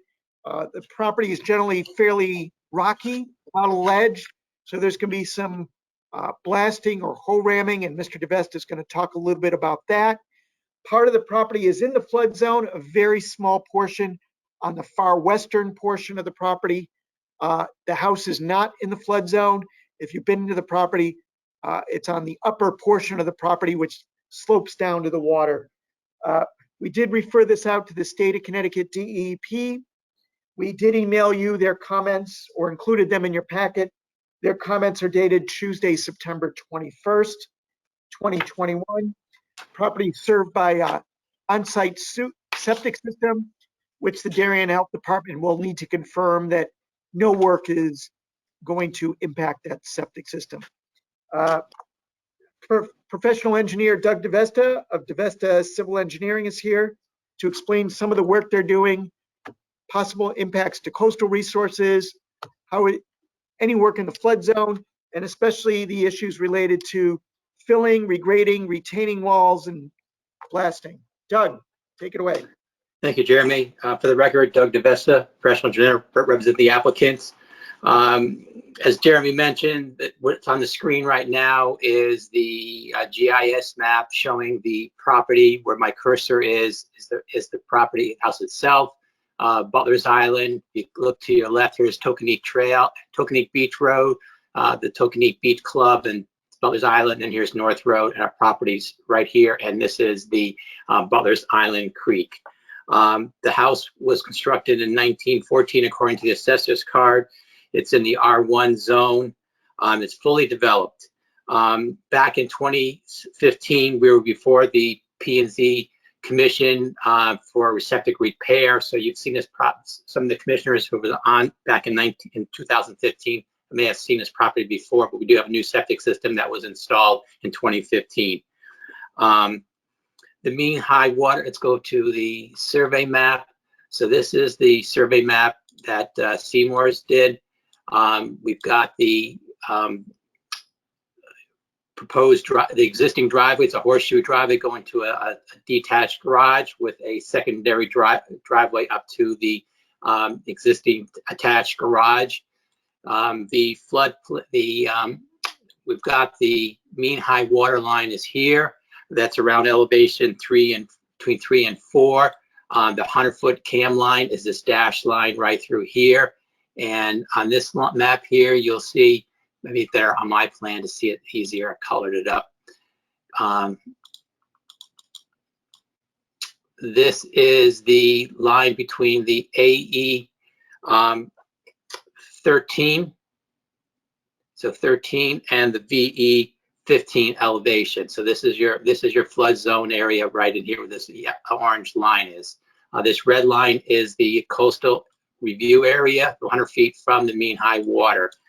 What the proposal is to do is an attached area, is to do an addition off the kitchen over an existing flagstone patio, and then put a second story livable space above the existing garage. They're also looking at taking the existing garage, which is a flat roof, and making that into a deck area with access from the steps that are going down towards the utility area, the AC units and so forth, and generator down there attaching to the garage here. And the other option, what we're looking to do, if you go back to the space survey map, there is an existing, I can't really see it there either, but there's an existing stone patio on that west side of the property, and that will now be enlarged and then made into a patio with a retaining wall to retain the soil behind it, and then put a small 15 by 5 pool within that area. The only other, and then minor regrading for the retaining wall itself, and then steps going down on the north side that would lead to a pathway down to the existing dock out in Butler's Island Creek. What's shown here is the septic system that was approved by your commission back in 2015 and by the health department. This was submitted to the health department for review, and we did get a response back from the health department on September 13, 21, approving our code complying area. So the existing system was compliant for the number of bedrooms in the existing house. So that's been approved by the health department. The proposal is to provide a channel drain along the westerly side of the patio that will drain the water from the proposed patio and drain it to a subsurface bioretention area, which will be collecting the first inch of runoff from this area. We are asking for a waiver of section 880 not to require a full stormwater management plan and drainage plan, because we're within right on Butler's Island Creek, which is the tidal area and will not affect the flooding in the area. Basically, all the water from the property itself will either sheet flow in a westerly direction towards Butler's Island Creek. A small portion in the front will drain out to Butler's Island Road, which ultimately gets back into the creek itself. For erosion control, we're showing silt fence and or wattles along the down gradient side of the proposed work with retaining walls going. A wattle is basically a sock with can be filled with coconut husk in there. Less disturbance is placed on top of the ground and just staked in there versus try to dig into the ground with a silt fence. So either one, we can utilize wattles or silt fence on the down gradient side of the property. In terms of CAM, there is no inland wetlands on the site. Looking at the coastal maps, there are marsh grasses and potential tile wetlands down along the property in the south and west corner of the property itself. Looking at the town maps, there is no inland wetlands on the property. In terms of flood zone, all the proposed work is outside the 100-year flood elevation, which is right along this line in here. The proposed addition to the house is well outside of the flood zone, as well as the house itself. What else we've got? Location of the proposed pool, again, is outside the flood area. The elevation is around the AE zone is 13. We're at 26.5 for the pool. So again, we're well outside of that area. Again, proposing to collect the stormwater runoff for the first inch of runoff into a bioretention area to treat it before it goes out into to Butler's Island Creek. So we don't see the benefits to this is that, again, we're collecting the runoff from the new impervious areas going into a bioretention area. So again, we feel this is beneficial to the project that we're collecting it. There was a couple of comments. Fred called me this afternoon for some comments regarding what we're proposing. There is an extension of this retaining wall that's behind the proposed pool going out over some ledge rock area there. We had discussion amongst ourselves, like the team itself, and this was added on to the wall was added on, but in reality, this will not be constructed because it's over bald ledge rock, and we're not proposing to fill it within this area. So this extension of this wall here will not happen. It'll probably end right at the new steps going down towards Butler Creek. The depth, Fred asked about the depth of this pool and what we'll be doing, any kind of blasting, chipping out the rock. We're looking at the pool depth, and the shallow end would be about 3.5 feet, and the deep end will be 5.5 feet. So it's not a very deep pool. When I looked at the elevations, the existing elevations, and what the proposed elevations would be, we're looking at probably hammering out about 2.5 feet of rock within this area, and about 2.5 to 2.7 feet of rock within the pool area itself. So not very much. Probably going to break up this existing stone patio as well while we're doing that. So again, limited amount of time to do any kind of hammering to take out the rock for that pool area. This retaining wall will go from about 5 feet on this end to about almost 10 feet on the curved area, just to the fact that the land slopes off quite a bit there. Fred asked about if we can do some kind of plantings in this area to soften up the height of that wall. So you're looking from the water and then from Tokenique Beach Road this way in the easterly direction, you won't see this massive wall. We don't see a problem providing some kind of plantings along there to keep it, to soften up that view itself. In terms of the DEP comments, there was 3 comments. The first one talked about working within the jurisdiction line, which is at 5.5 in this area, and working anywhere on the water side of it, we need a permit. We're not proposing any work down to their coastal jurisdiction line, nor with water side of the project. So again, we don't think we don't need any kind of DEP permits for that. Also talking about the tidal wetlands, which they were not flagged in the field, but in the general area in the southwest corner, there was potential having some wetlands down there, where all our proposed work is well away from any kind of tidal wetlands area. And then also they talk about the septic system. They thought the septic system was proposed. No, this is an existing septic system, which again was reviewed and approved by your commission, and at that time was probably sent out to DEP for reviews as well, and with no comments coming back. That's pretty much what we're proposing to do. If there's any questions, I'll be glad to answer them. Thank you, Doug. Do any of the commissioners have any questions? I know for me, just that softening the wall definitely is important, I think, for everyone, the area and residents in general. So any other commissioner comments, questions? We're good? Thumbs up, we're okay? Okay.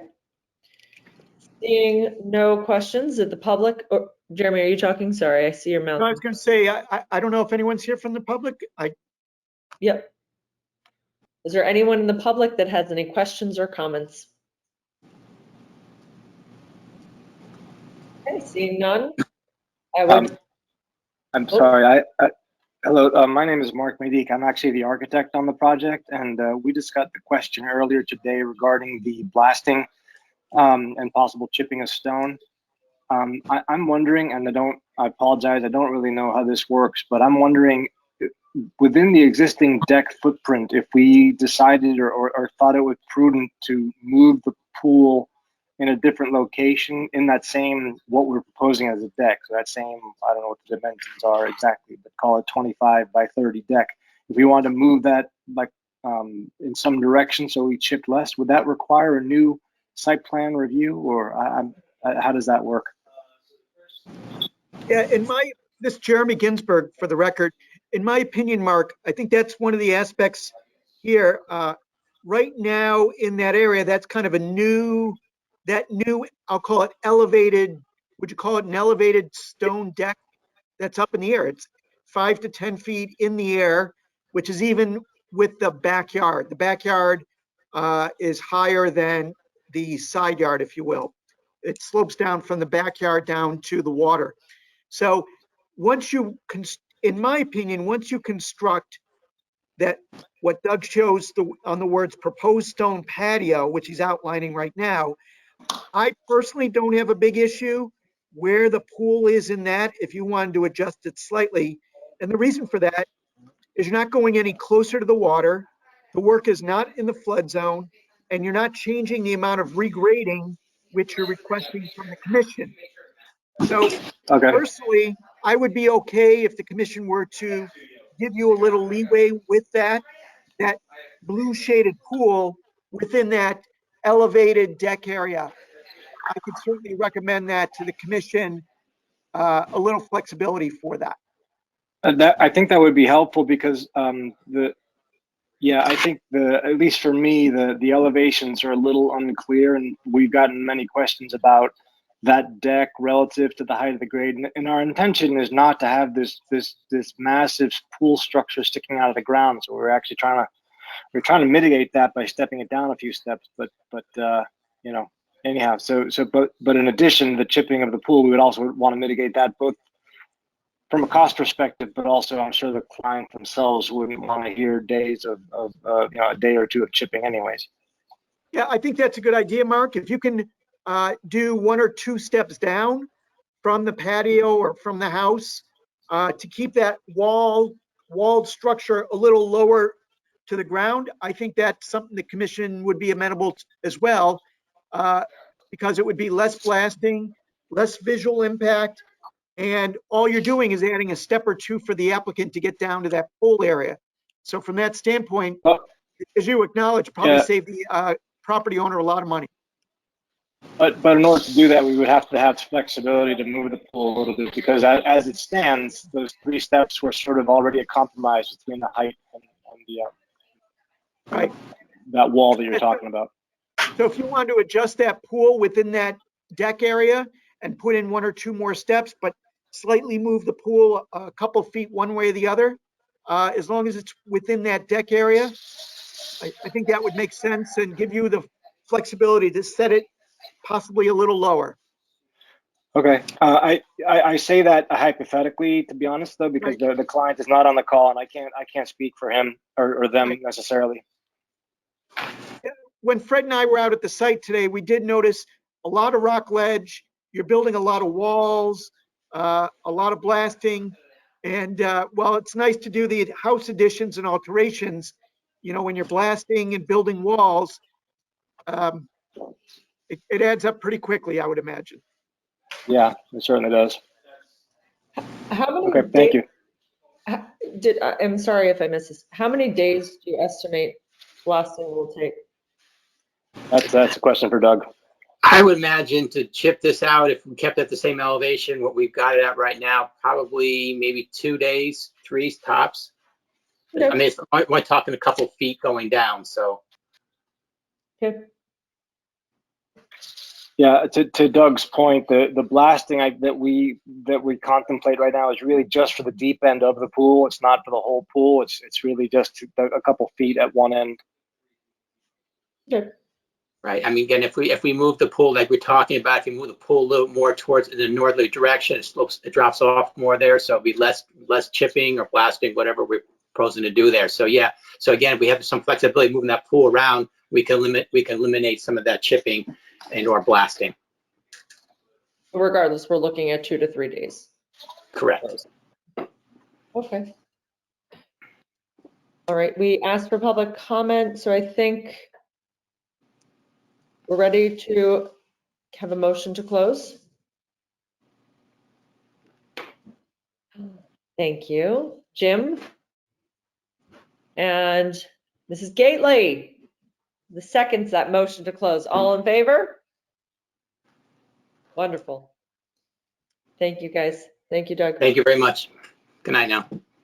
Thank you. Third item on the agenda, coastal site plan review number 359, flood damage prevention application number 413, land filling and regrading application 511, William and Elizabeth Jones, 2 Contentment Island Road. Proposal to construct additions and alteration to the existing residence, install a swimming pool, remove the tennis court, relocate and expand the driveway, regrade the property, and perform related site development activities within regulated areas. This 1.08 acre subject property is located on the north side of Contentment Island Road, approximately 40 feet south of its intersection with Tokenique Beach Drive, and is shown in Assessor's Map number 67 as lot number 65 in the R1 zone. Okay. This seemed pretty straightforward. Jeremy? Sure, you've all been right past this property. It's the first property as you go by Pound Gut at the intersection of Tokenique Beach Drive and Contentment Island Road. You've all passed by that tennis court, which is to be removed as part of this application. And in fact, I think they've already started the removal, which is great. It was too close to the road. This application really envisions 2 things. One is a lifting of the house to meet the flood regulations. So you're taking a house that's been on the property for a very long time, elevating it, lifting it up to elevation 15, which is at least 1 foot above the base flood elevation. They're also putting a new in-ground pool in the yard, which meets all the setbacks. It's going to be in the flood zone. The property is served by a septic system. Now, those are the benefits. The new mechanical units will be at least 1 foot above the base flood as well. We did refer the application to the state of Connecticut DEP. They sent an email dated September 13th. I believe you have a copy in your packets. I think I want to note that as part of their comments, I think they misinterpreted, and Mr. Tibbetts will confirm this when he speaks after I do. the DEP did not realize that they will be lifting the house to comply with the flood regulations. For example, eliminating the basement, having the first floor at least a foot above the base flood. I think that was an error made by DEP in those comments. We did refer to the Darien Health Department, and they did say that they would need separate plans for the septic system replacement relocation. So on those notes, I'll defer to Mr. Tibbetts. I think this, generally the plan is more conforming with the flood regulations. It's more conforming with zoning setbacks. I think it's a big victory for the town in terms of improvements and minimizing flooding, which we know is a hot topic in town. Attorney Al Tibbetts is here on behalf of the applicant. Take it away, Al. Hi, I'm Al Tibbetts for Bill and Betsy Jones. I think that I'm just going to shut up after Jeremy's presentation. Yeah, this house was built in 1928. We went through the ZBA to gain approval for the alterations that we're doing because the lot is too narrow. It has never been a conforming lot in the 1 acre zone due to the topography, due to the shoreline of Scotts Cove. The alterations to the house are sort of minimal. They're taking away probably between 25 and 30% of the footprint of the house, which is the current garages and bedrooms over, to make the house smaller. And from an exterior standpoint, all they're doing is adding essentially a covered walkway and then a covered porch to assist, to aid in gaining access to various parts of the house without having to go through the house. Yes, as Jeremy said, they're raising the house to elevation 15. They are going to fill there's a basement on this house, which for some strange reason has not had water in it. But in any event, they are filling that with concrete and lifting the house to get it out up to 15. They are putting in a pool. They are going to raise the existing tennis court is below grade. They're going to raise that to conform with the existing grade of the lawn. They're relocating a driveway, which is going to require some additional fill, and that's pretty much the summary of that. I've got from Land Tech, I've got Kurt Lowenstein, which is going to give you the specifics of the fill and the grade and the impact on the coastal area management area.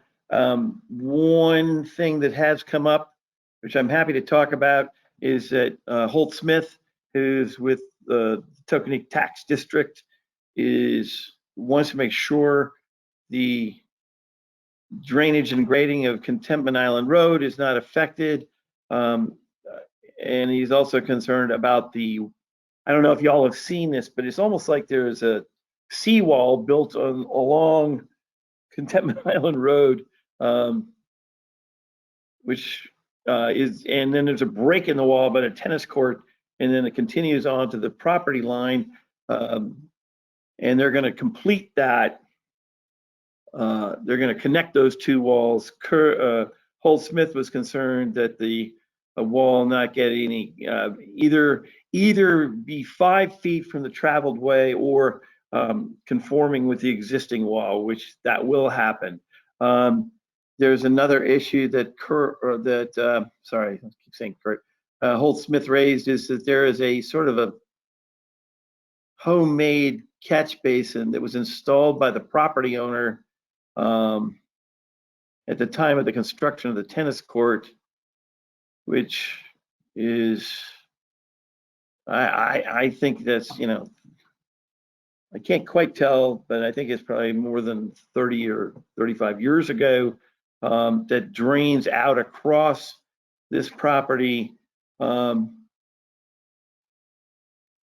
this drainage line there is no easement. It was designed by the homeowner to protect the tennis court from flooding. It does not do that. The exit of the drainage pipe is below mean high water, so that at a certain point, as the tide rises, salt water is actually coming out of a catch basin on the property into the property. And when the tide is high enough, it doesn't drain the road at all. My Bill and Betsy would like to work with the Tokenique Association to come up with a more efficient solution to this, which would involve the Tokenique Association. This is not really their issue. There is no easement to the tax district. So this is something that just has to be resolved in the future, which they are perfectly happy to work with them on that.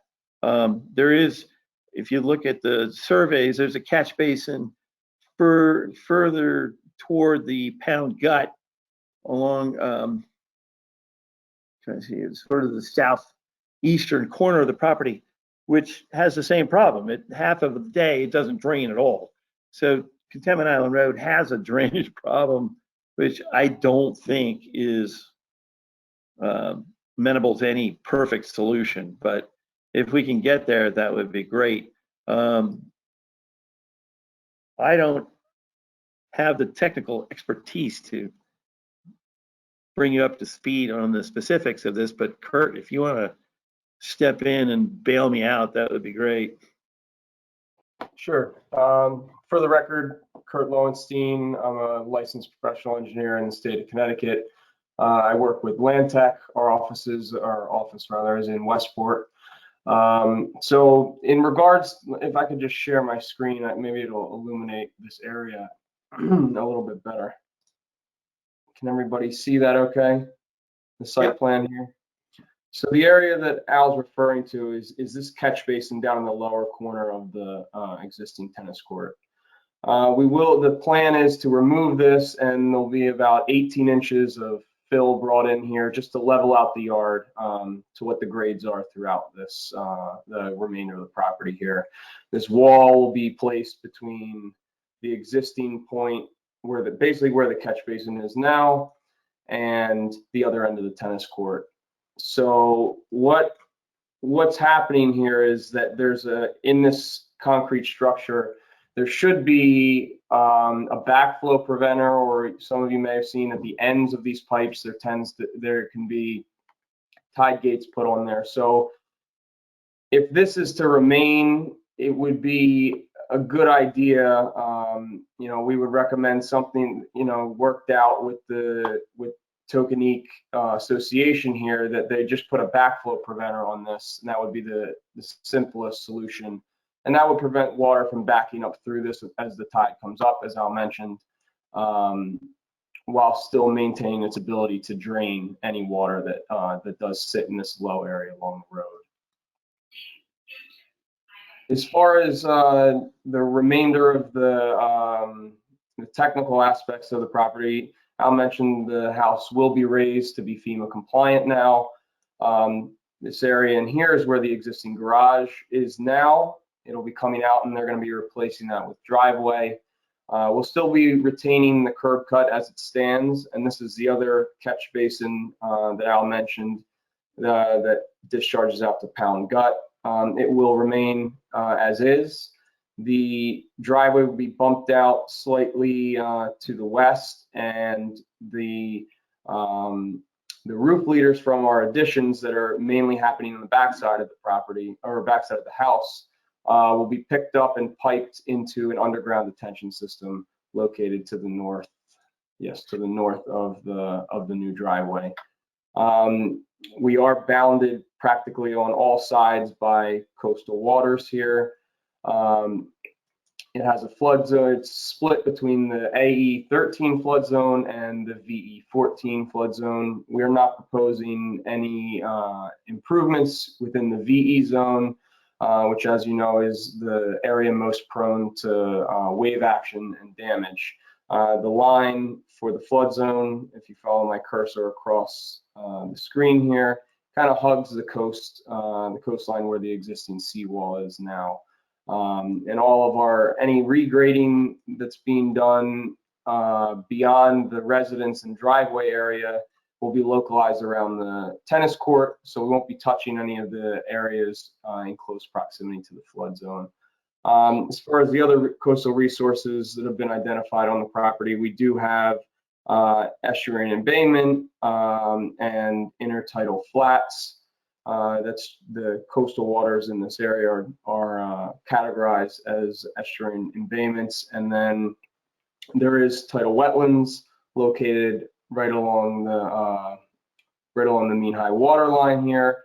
And if you've been out to the site, you'll see at low tide the water does recede quite a ways back. This aerial here may outline that a little bit. So as you can see, this is at low tide here. You've got a small channel left, and these are the intertidal flats that remain.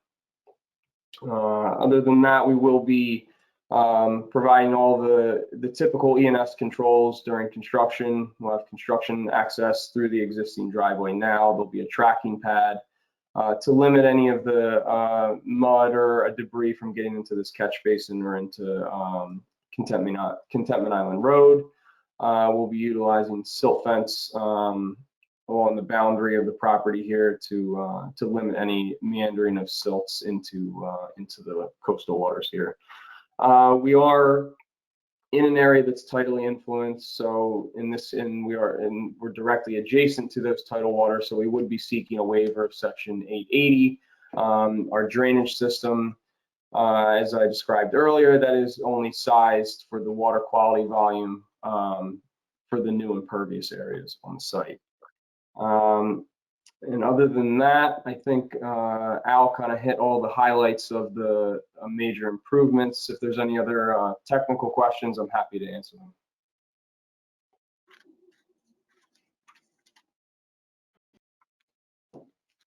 Commission members, do we have any questions? Straightforward. Kara, do I see you? I'm sorry. The waiver you're looking for, Section 880, Al, who wants to? I just want to make sure I understand what the waiver that you guys are looking for is. Waiver seems to be the theme of the night. Yes. So, Al, do you want to take that, or do you want me to take that? Go ahead. Go ahead, Kurt.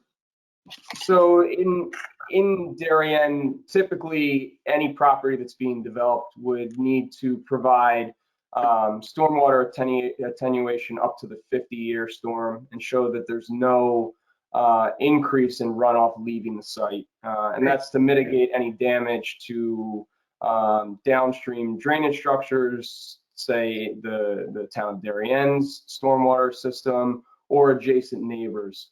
Given that we're in an area where all of the runoff leaving the site currently and in the post-development conditions will discharge directly into a tidally influenced area. It's such an incremental amount of runoff that's being added to the ocean in this area that a waiver of Section 80 allows us to just provide the water quality volume to treat that water that comes off of these new impervious areas to improve the water quality of the waterways downstream. And I think, Al, is this whole project, or maybe Kurt, you can answer it, is the net of the project an actual reduction in impervious surface? I'll answer that, yes. Yeah, I believe it is. Because we're removing a substantial portion of the house, and we're relocating the driveway so that there is a net reduction in impervious surface.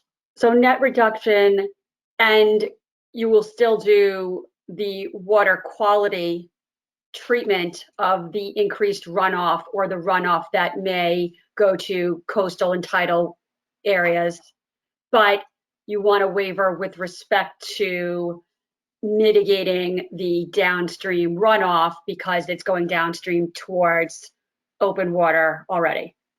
Yeah, and you can't really see this on the surveys, but the adjoining property, hold on. Oh, that's cool.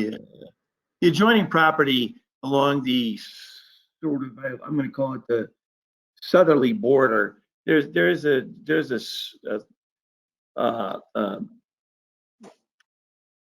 sort of a swale that's running from Cantonment Island Road out to Scotts Cove.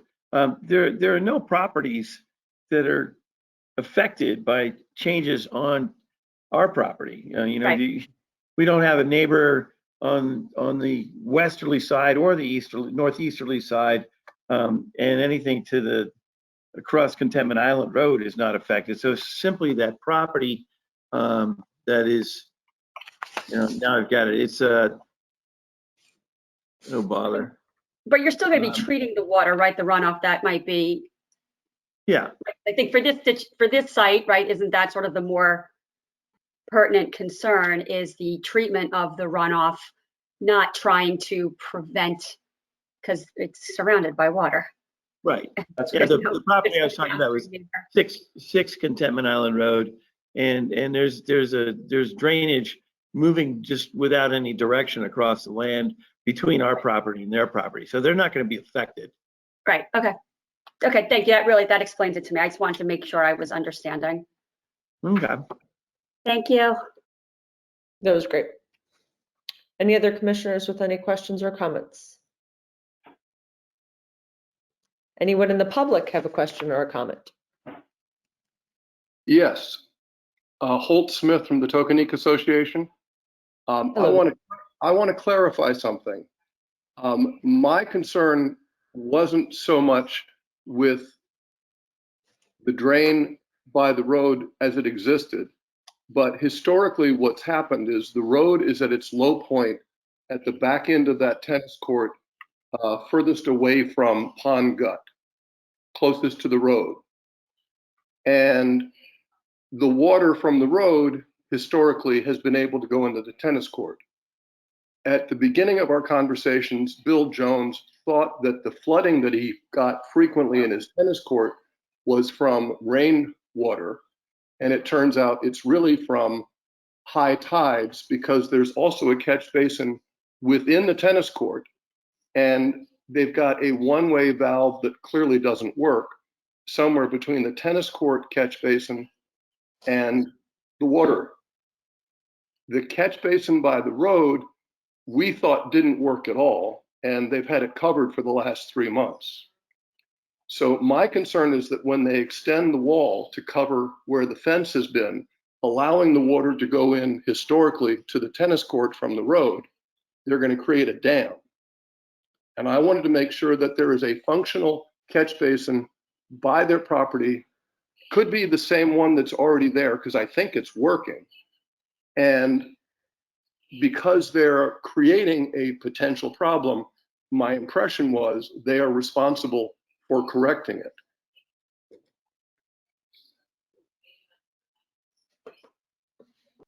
So Okay. that's really my concern. It's a combination of making sure that there is not a new problem with water in the road because they put up a wall where historically the water has been going down into the tennis court. Understood. I would just jump in and say that Bill and Betsy are certainly willing to work with the Tokenique Association. They have another house in Tokenique, and but the issue is that the Tokenique tax district can't rely on draining across the Jones property without an easement or some other mutually acceptable arrangement. Well, maybe I misunderstand the way the rules work. I thought if somebody puts up a dam that creates a problem, they need to solve the problem. I don't believe that's the way the law works. At least I haven't, I'm happy.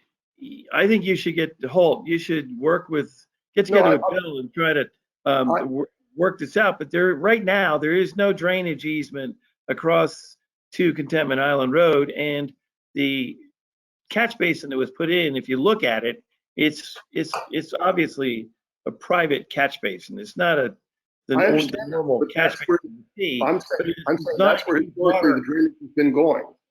is designed to keep water off the tennis court. And we are raising the grade of the tennis court to a level equal to the lawn. So the issue is not so much the wall, but it's the fact that there no longer is going to be this low. I believe it's the tennis court's about 18 inches below grade, and that's going to be. They're going to create a lawn there.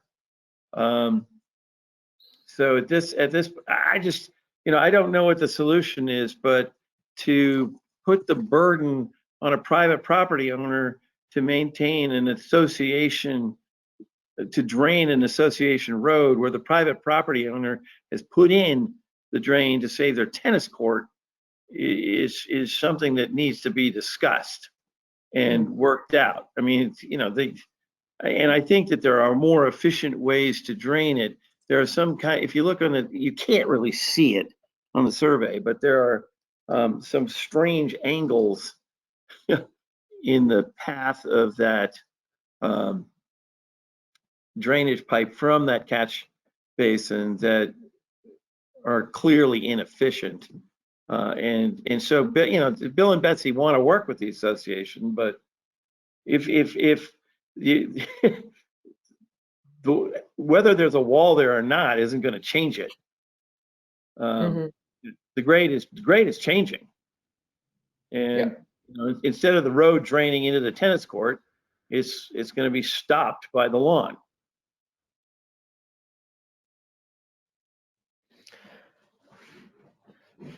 I think it's, And the other thing about the removal of the tennis court is a key factor in bringing this property more into conformance with our zoning regs.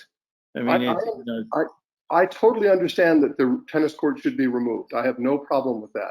Yeah. I just thought, and in fact, Woody Woodside, I know, sent you an email and talked to you about making sure that you didn't create a drainage problem by building the wall. There's a drainage problem there without the wall. There is. Actually, the road hasn't had a drainage problem. The tennis court's been flooding because not really the catch basin beside the road, but the catch basin back in the corner of the tennis court, further away from the road. Right. But the Jones don't have any obligation to maintain that. The Tokenique Association does not own that drainage system. No, I totally agree with you, but So we've got to come up with some kind of a solution that benefits all, is what I'm trying to say. Okay, I'd rather that the property owners and the association worked it out outside of this hearing. Which Bill has told me about 3 hours ago that he was perfectly happy in doing.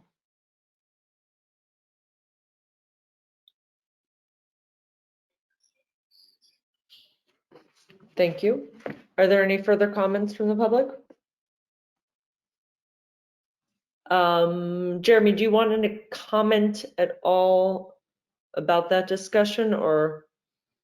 I think the commission can certainly, if you wish, close the hearing because based on the description of Mr. Smith and Mr. Tibbetts, it sounds like many of the solutions that might be possible would be irrelevant of the commission's decision on the house, the pool, the grading probably. So I think something can be worked out with irrespective of the commission's decision. So I would suggest closing the hearing on this. I'm sorry. I'm sorry, Jeremy. Can I just, but what we're reviewing is the coastal area management review. Yes. Slide. The work in the flood zone. The work in the flood zone. And because there's regrading, which is due to the removal of the tennis court. Yes? Correct. They're removing the court and bringing it up to about 1.5 feet. So there's a permit for that.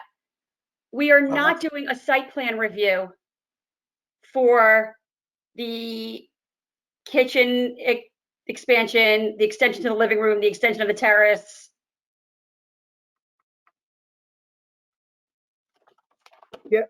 all those changes to the house are, because the house, parcel, it's in the flood zone. So the foundation of the house is in the flood zone, and that's got to comply with the flood regulations in terms of first floor elevation. So there's that aspect as well. But not, I don't see.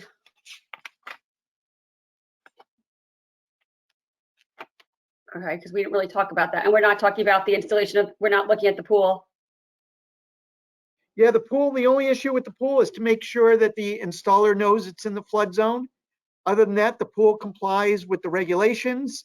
It's not going to really have any coastal impacts because that's an existing lawn area. They're not removing or impacting any coastal resources by putting the pool in that location. Right. So when the neighbor or the person from the public talking about the wall being built and all this stuff, does that have to do with the pool? No. Okay. What is the wall that they're talking about? The wall, if you will, when they fill the tennis court with 1.5 feet of fill, that tennis court right now is behind a stucco wall. Oh, okay. As that referenced. So they're bringing that up about 1.5 feet. You can see from the grades, the plan that was done by Land Tech shows the grade of the tennis court now at 4.67. Right. Going up to 6.0. The street is at 5.67. So instead of the Jones property being 1 foot lower than the street, it will be about 2 inches higher than the street. So what Mr. Smith mentioned is, for many years, the water from the street could possibly flow onto this Jones property because the street was higher than the tennis court. And then there was a wall, a fence. There was or a big wall in between. Yes, a stucco wall. Jeremy, there was not a wall. There was only a fence. Now there's going to be a wall. Right. Between the tennis court and the road, there has only been a fence, and the water could go through that. Now there will be a wall. Where's the wall? The wall is exists. shown on the plan. Was what?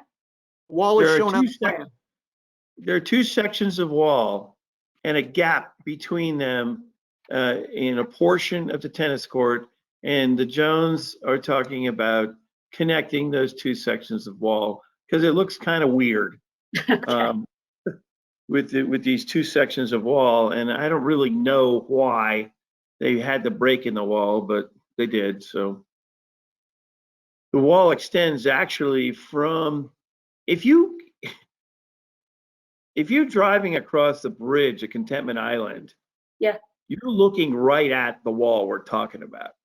Yeah, I think I know the property. I was just trying to. And then it runs all the way along the property, and then for like a 20, 30, maybe 40-foot section, it's open to the tennis court to allow people access from the street, and then there's the wall continues to the property line. Okay. Yeah, I know exactly.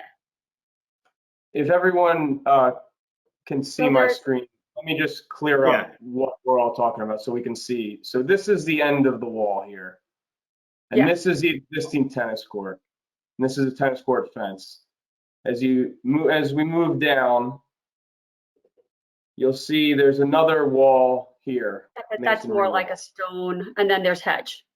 And then there's hedge, right? So the Jones's property ends right just off the end of this tennis court. This is the existing catch basin that we're talking about. Okay, thank you. This fence will come out, and this wall from here all the way down to where this white stucco wall currently is, it'll connect to that. So instead of looking at a fence, this wall will be continuous all the way to this wall down here. And then the grade, as you guys can see, that retaining edge there, it'll be filled up to the top of that, thus removing this existing tennis court. So when you look at it, you'll basically be looking at this same type of wall continuous all the way down the property to here.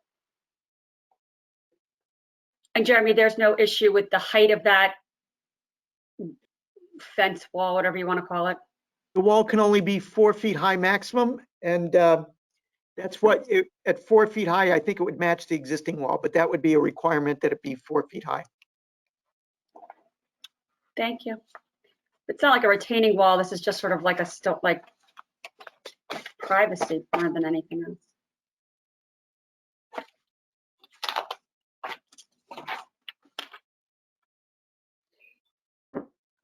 Okay.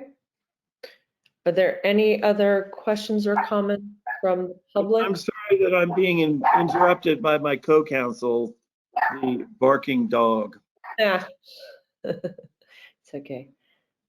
Any other comments or questions from commissioners or public? Okay. Do we all feel comfortable with closing this? Okay. Seeing nods here, then I would entertain a motion to close this hearing. Mr. Rand? Second by Mr. Riley. All in favor? Hearing's Okay. closed. Thank you all for your time and help on this. Have a great night. Thank you, everyone. Thank you. Moving into the general meeting. Nope, we got one more hearing. Oh, we do? Yep, 14 5 Mile River Road. Oh, sorry. 14.5, yes. 14 5 Mile River Road, and Jeremy, you're gonna have to read it because I have my packet, but I don't see, oh no, yes I do. Sorry. Coastal Site Plan Review number 361, Flood Damage Prevention Application number 414, Land Filling and Regrading Application number 514, JMM Investments Fairfield, LLC, 14 5 Mile River Road. Proposal to construct a replacement single-family residence and pool with associated stormwater management, regrade the property, and construct retaining walls and to perform related site development activities within regulated area. The 0.975 acre subject property is located on the west side of 5 Mile River Road, approximately 250 feet south of its intersection with Tokenique Road, and is shown on Assessor's Map number 66 as lot number 104C in the R1 half zone. This is a property served by public water and sewer. It's on the west side of 5 Mile River Road. The property does not have any water frontage. A small portion of the, I'll call it, property very close to 5 Mile River Road is in the flood zone, but no new construction is occurring in the flood zone other than connection to the existing utilities in the street. The new house and pool will be well outside the flood zone, generally in the same location of the prior house, which was recently demolished. There will be some regrading.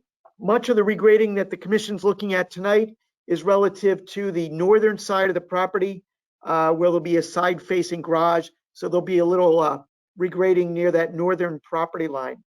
The house slopes gently down from west to east.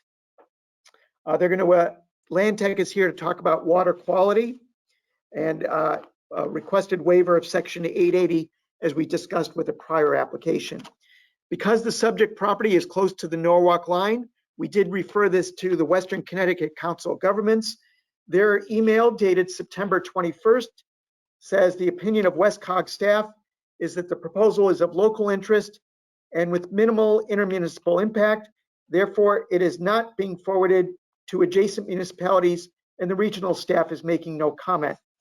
We also referred it to the state of Connecticut DEP, and they said, as the site is not a waterfront lot and all work is proposed outside of the floodplain, I have no comments to add at this time.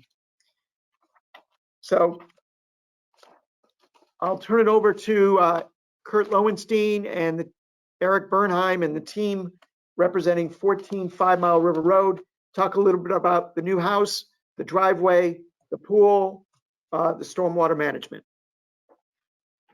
All right, thanks, Jeremy. Hello again, everyone. Again, for the record, Kurt Lowenstein. I'm a licensed engineer in the state of Connecticut with Land Tech. Our office is in Westport. Also on the call with me tonight, as Jeremy mentioned, is Eric Bernheim, who is the owner's attorney from FLB Law. I also have Lucian Vida who's the project architect from Vita Design, and I believe Mike Mixer, one of the owners. I see, yep, he's also on here as well. My office did the site design and the permitting for this project. Just a quick orientation for you guys of the site. For those that aren't familiar, 5 Mile River Road, it's the second property off of the intersection of Tokenique Drive. As Jeremy mentioned, the site does not have direct water frontage. There is the 5 Mile River Road and a property directly in between it. Our proposal is to remove the existing house, barn, and carport, which actually have already been completed. The demo process has already been completed, and we'll be building a new single-family residence with a pool accessed from the portion of the existing driveway is proposed to remain, and we'll be tying in the new driveway to it. The existing driveway comes up which would be the southern end of the site here. We're proposing to flip that and have the garage on the northern side, so we will have a bit of a snake in the driveway coming around. It's also to help flatten out the grade, as if you guys have driven by here, you know that this is a little bit of a slope going up, so this just allows for a safer and softer approach into the property. We do have the flood zone on the lower portion of the property here. Again, as Jeremy mentioned, it's a AE 13 zone, follows along this line here that I'm tracing with my cursor. We don't plan to have any type of disturbance in that flood zone other than running the new utilities, but there were at one point existing utilities. These will all be underground, so there will not be any long-term disturbance within that flood zone. We're not proposing any fill. Like I said, all disturbance will happen on the dry side of the property. Coastal resource-wise, because we don't have any direct water frontage on this, we really only have the coastal hazard zone, which, as I mentioned, is in the lower part.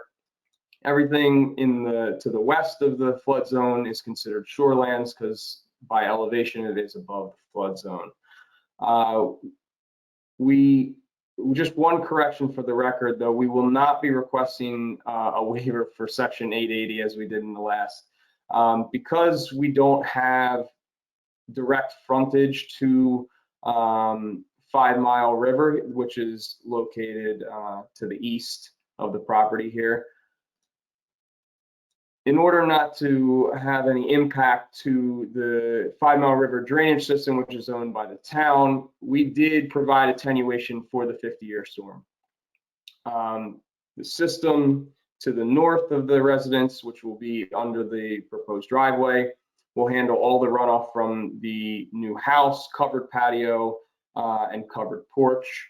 And then the smaller, more linear system that's located to the east of the driveway will handle the majority of the driveway up to this catch basin here, and most of the sheet flow off of the grass areas to the west. We'll have some regrading in this area, and that's simply to restore the natural grades that are there now. The existing barn and carport kind of acted as a pseudo retaining wall in years past, but now that it's gone, we will need to just restore the grades. We're not proposing to fill in this area or have any grading really beyond what's necessary for the proposed pool. We've made an effort to keep the new grading as tight as possible to the development.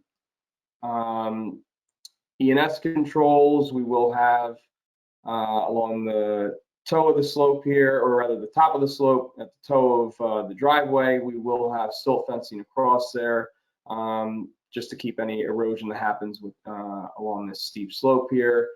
And one other thing I wanted to mention as far as the stormwater is concerned, this system here, when it does overtop in larger than 50-year storm events, there will be a level spreader located along to the east of the system so that it can slowly discharge this way. Other than that, I think that about does it for, yeah, I think that about does it as far as the coastal resources, the drainage is concerned. You know, it's a very straightforward application. We are here for a CAM application. There really is not a possibility of impacts to coastal resources, being that we don't really have any on or adjacent to our property. So I'll end it there, and if any of the commissioners or anybody from the public has any questions, I'm happy to answer them. Thank you. Do any commissioners have any questions or comments? Mr. Riley? Just quickly, I must have, or probably missed this, but there obviously is a drainage down the hill, but doesn't it go right into the pool, or what is stopping it from the drainage going into the pool? Typically the way that pools are graded is they're almost at it's a subtle but a slight mound, and they grade away from the pool. So there'll be a subtle micro grading that'll be done around the edge to, you know, there'll be a slight high point here to push water around to the south, and then a slight to push water around to the north, and that way you don't have all of this upgradient lawn area sheet flowing right into the. You don't think it'll fill into the pool? If it's graded properly, that typically is not an issue. Especially on a site like this where the area up gradient of the pool is not a particularly steep area. So you're not going to have a large swath of water running very quickly down. So the grading that'll be done around the pool, like I said, it's not typically something that we're showing here because it's really done in the field. It's a micro grading in here will mitigate that. Good, thanks. Any other commissioners? Seeing none, anyone in the public have any questions or comments? Okay, thank you. Would like to entertain a motion to close. George, is that you? Wonderful. Okay, who do we have left here? Kara? Second? I can't hear you. No, I think you're Jim not. seconded. Who did? Jeff? Jim had the second. Oh, Jim had the second. You had the first. Fantastic. All right. No, George did. You can't. Sorry. Okay. I'm tired here. George and Jim, thank you. All those in favor? Good, Mr. Ball, everyone. Thank you. Hearing closed. Thank you. All right, moving on to the general meeting. Have a great night. Thank you too. Coastal Site Plan Review number 353A, Flood Damage Prevention Application number 411, 34 Pasture Lane, LLC, 34 Pasture Lane. Proposal to remove the existing pier and landing, install a new pier, gangway, dock and float, and perform related site development activities within regulated area. Okay, we saw this. We have very little. Yeah, you have a draft resolution in your packet. This hearing was September 14th. At the September 14th hearing was Jim, Jennifer, Jeff, and I think Kara might have gotten caught up with some of it. Maybe George got caught up with the hearing. I confess I did not. I did. I listened to it, and I paid more attention. I listened to it all, and to the Great. West Avenue, the zone change, but I listened to the hearing. Beautiful, thank you. So we can have 4 members vote on this tonight.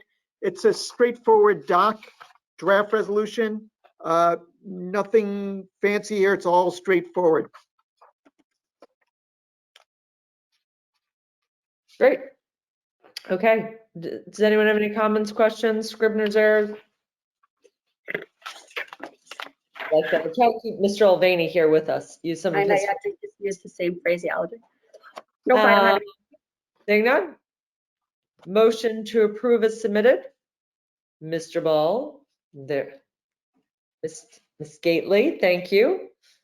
All those in favor? Wonderful. 4-0. Abstaining. Raleigh abstain. All right, number 2, proposed amendment to Darien zoning map. COZM number 1-2021, John Nickerson and Holly Weatherby, 273 West Avenue. Proposed to rezone the 273 West Avenue property from design commercial DC to R15 residence zone. The 0.34 acre subject property is located on the south side of the West Avenue, approximately 150 feet west of its intersection with Edgerton Street. It is shown on the assessor's map number 75 as lot number 3 and 4 in the design commercial DC zone. Right. You have a draft resolution in your packet. If it's anything like mine, it's very simple. It's a page on one side and a page on another. And we've put in an October 17th effective date, which gives Fred a little time, our office a little time to pull together a revised map and file it with the town clerk. Straightforward draft resolution. Yep. All right.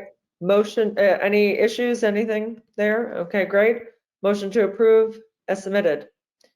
Okay, Mr. Rand, second by Mr. Ball. All those in favor? Fantastic. 4-0. George abstains. Okay. Third, flood damage prevention application number 412, Thomas and Jane Kearns, 31 Hancock Lane. Proposal to construct additions and alterations to the existing single-family residence. Elevate mechanical equipment, replace the septic system, remove the in-ground pool, and perform related site development activities within a regulated area. Okay, we have the draft resolution. I don't notice anything.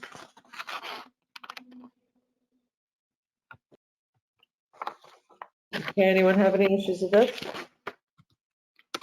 Okay, motion to approve as submitted.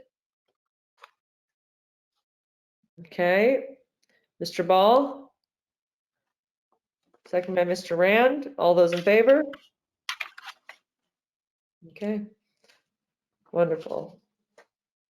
All right, we're moving on to approval of minutes. We have September 7th, first up. This was, who was there? Mulvaney, Riley, Rand, Ball, Gately. This is the one that I watched, right? Okay. Anyone see anything in here?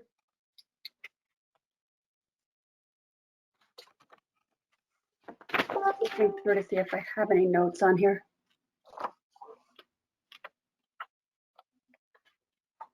I don't think I saw anything. Okay. Anyone have anything? Mr. Riley? Resolution, cut and paste. You're good? Is that what you said? Okay. Motion to approve is submitted. Okay, Mr. Riley, Ms. Gately, all those in favor? Great. Okay, last but not least, September 14th, approval of minutes. Anybody have anything on here? I was not at the meeting. Okay. Motion to approve is submitted. Mr. Ball or Mr. Rand, second by Mr. Ball. All those in favor? Ms. Gately wasn't there, didn't watch it? All right, all good? One abstention. Okay. Mr. Ginsburg, I don't believe we have any other business. Is that correct? That's correct. No other business. All right. Next meetings, October 5th and October 12th, and a possible special meeting October 19th. That's correct. Good to go. All right. That's it for the night. Can we have a motion to close the meeting? Kara, thank you. And Jim. Oh, All those in favor? Wonderful. Thanks all. Night, everyone. Have a good Well night. done, Madam Chair. Well done. See ya. Thank you all. Good night.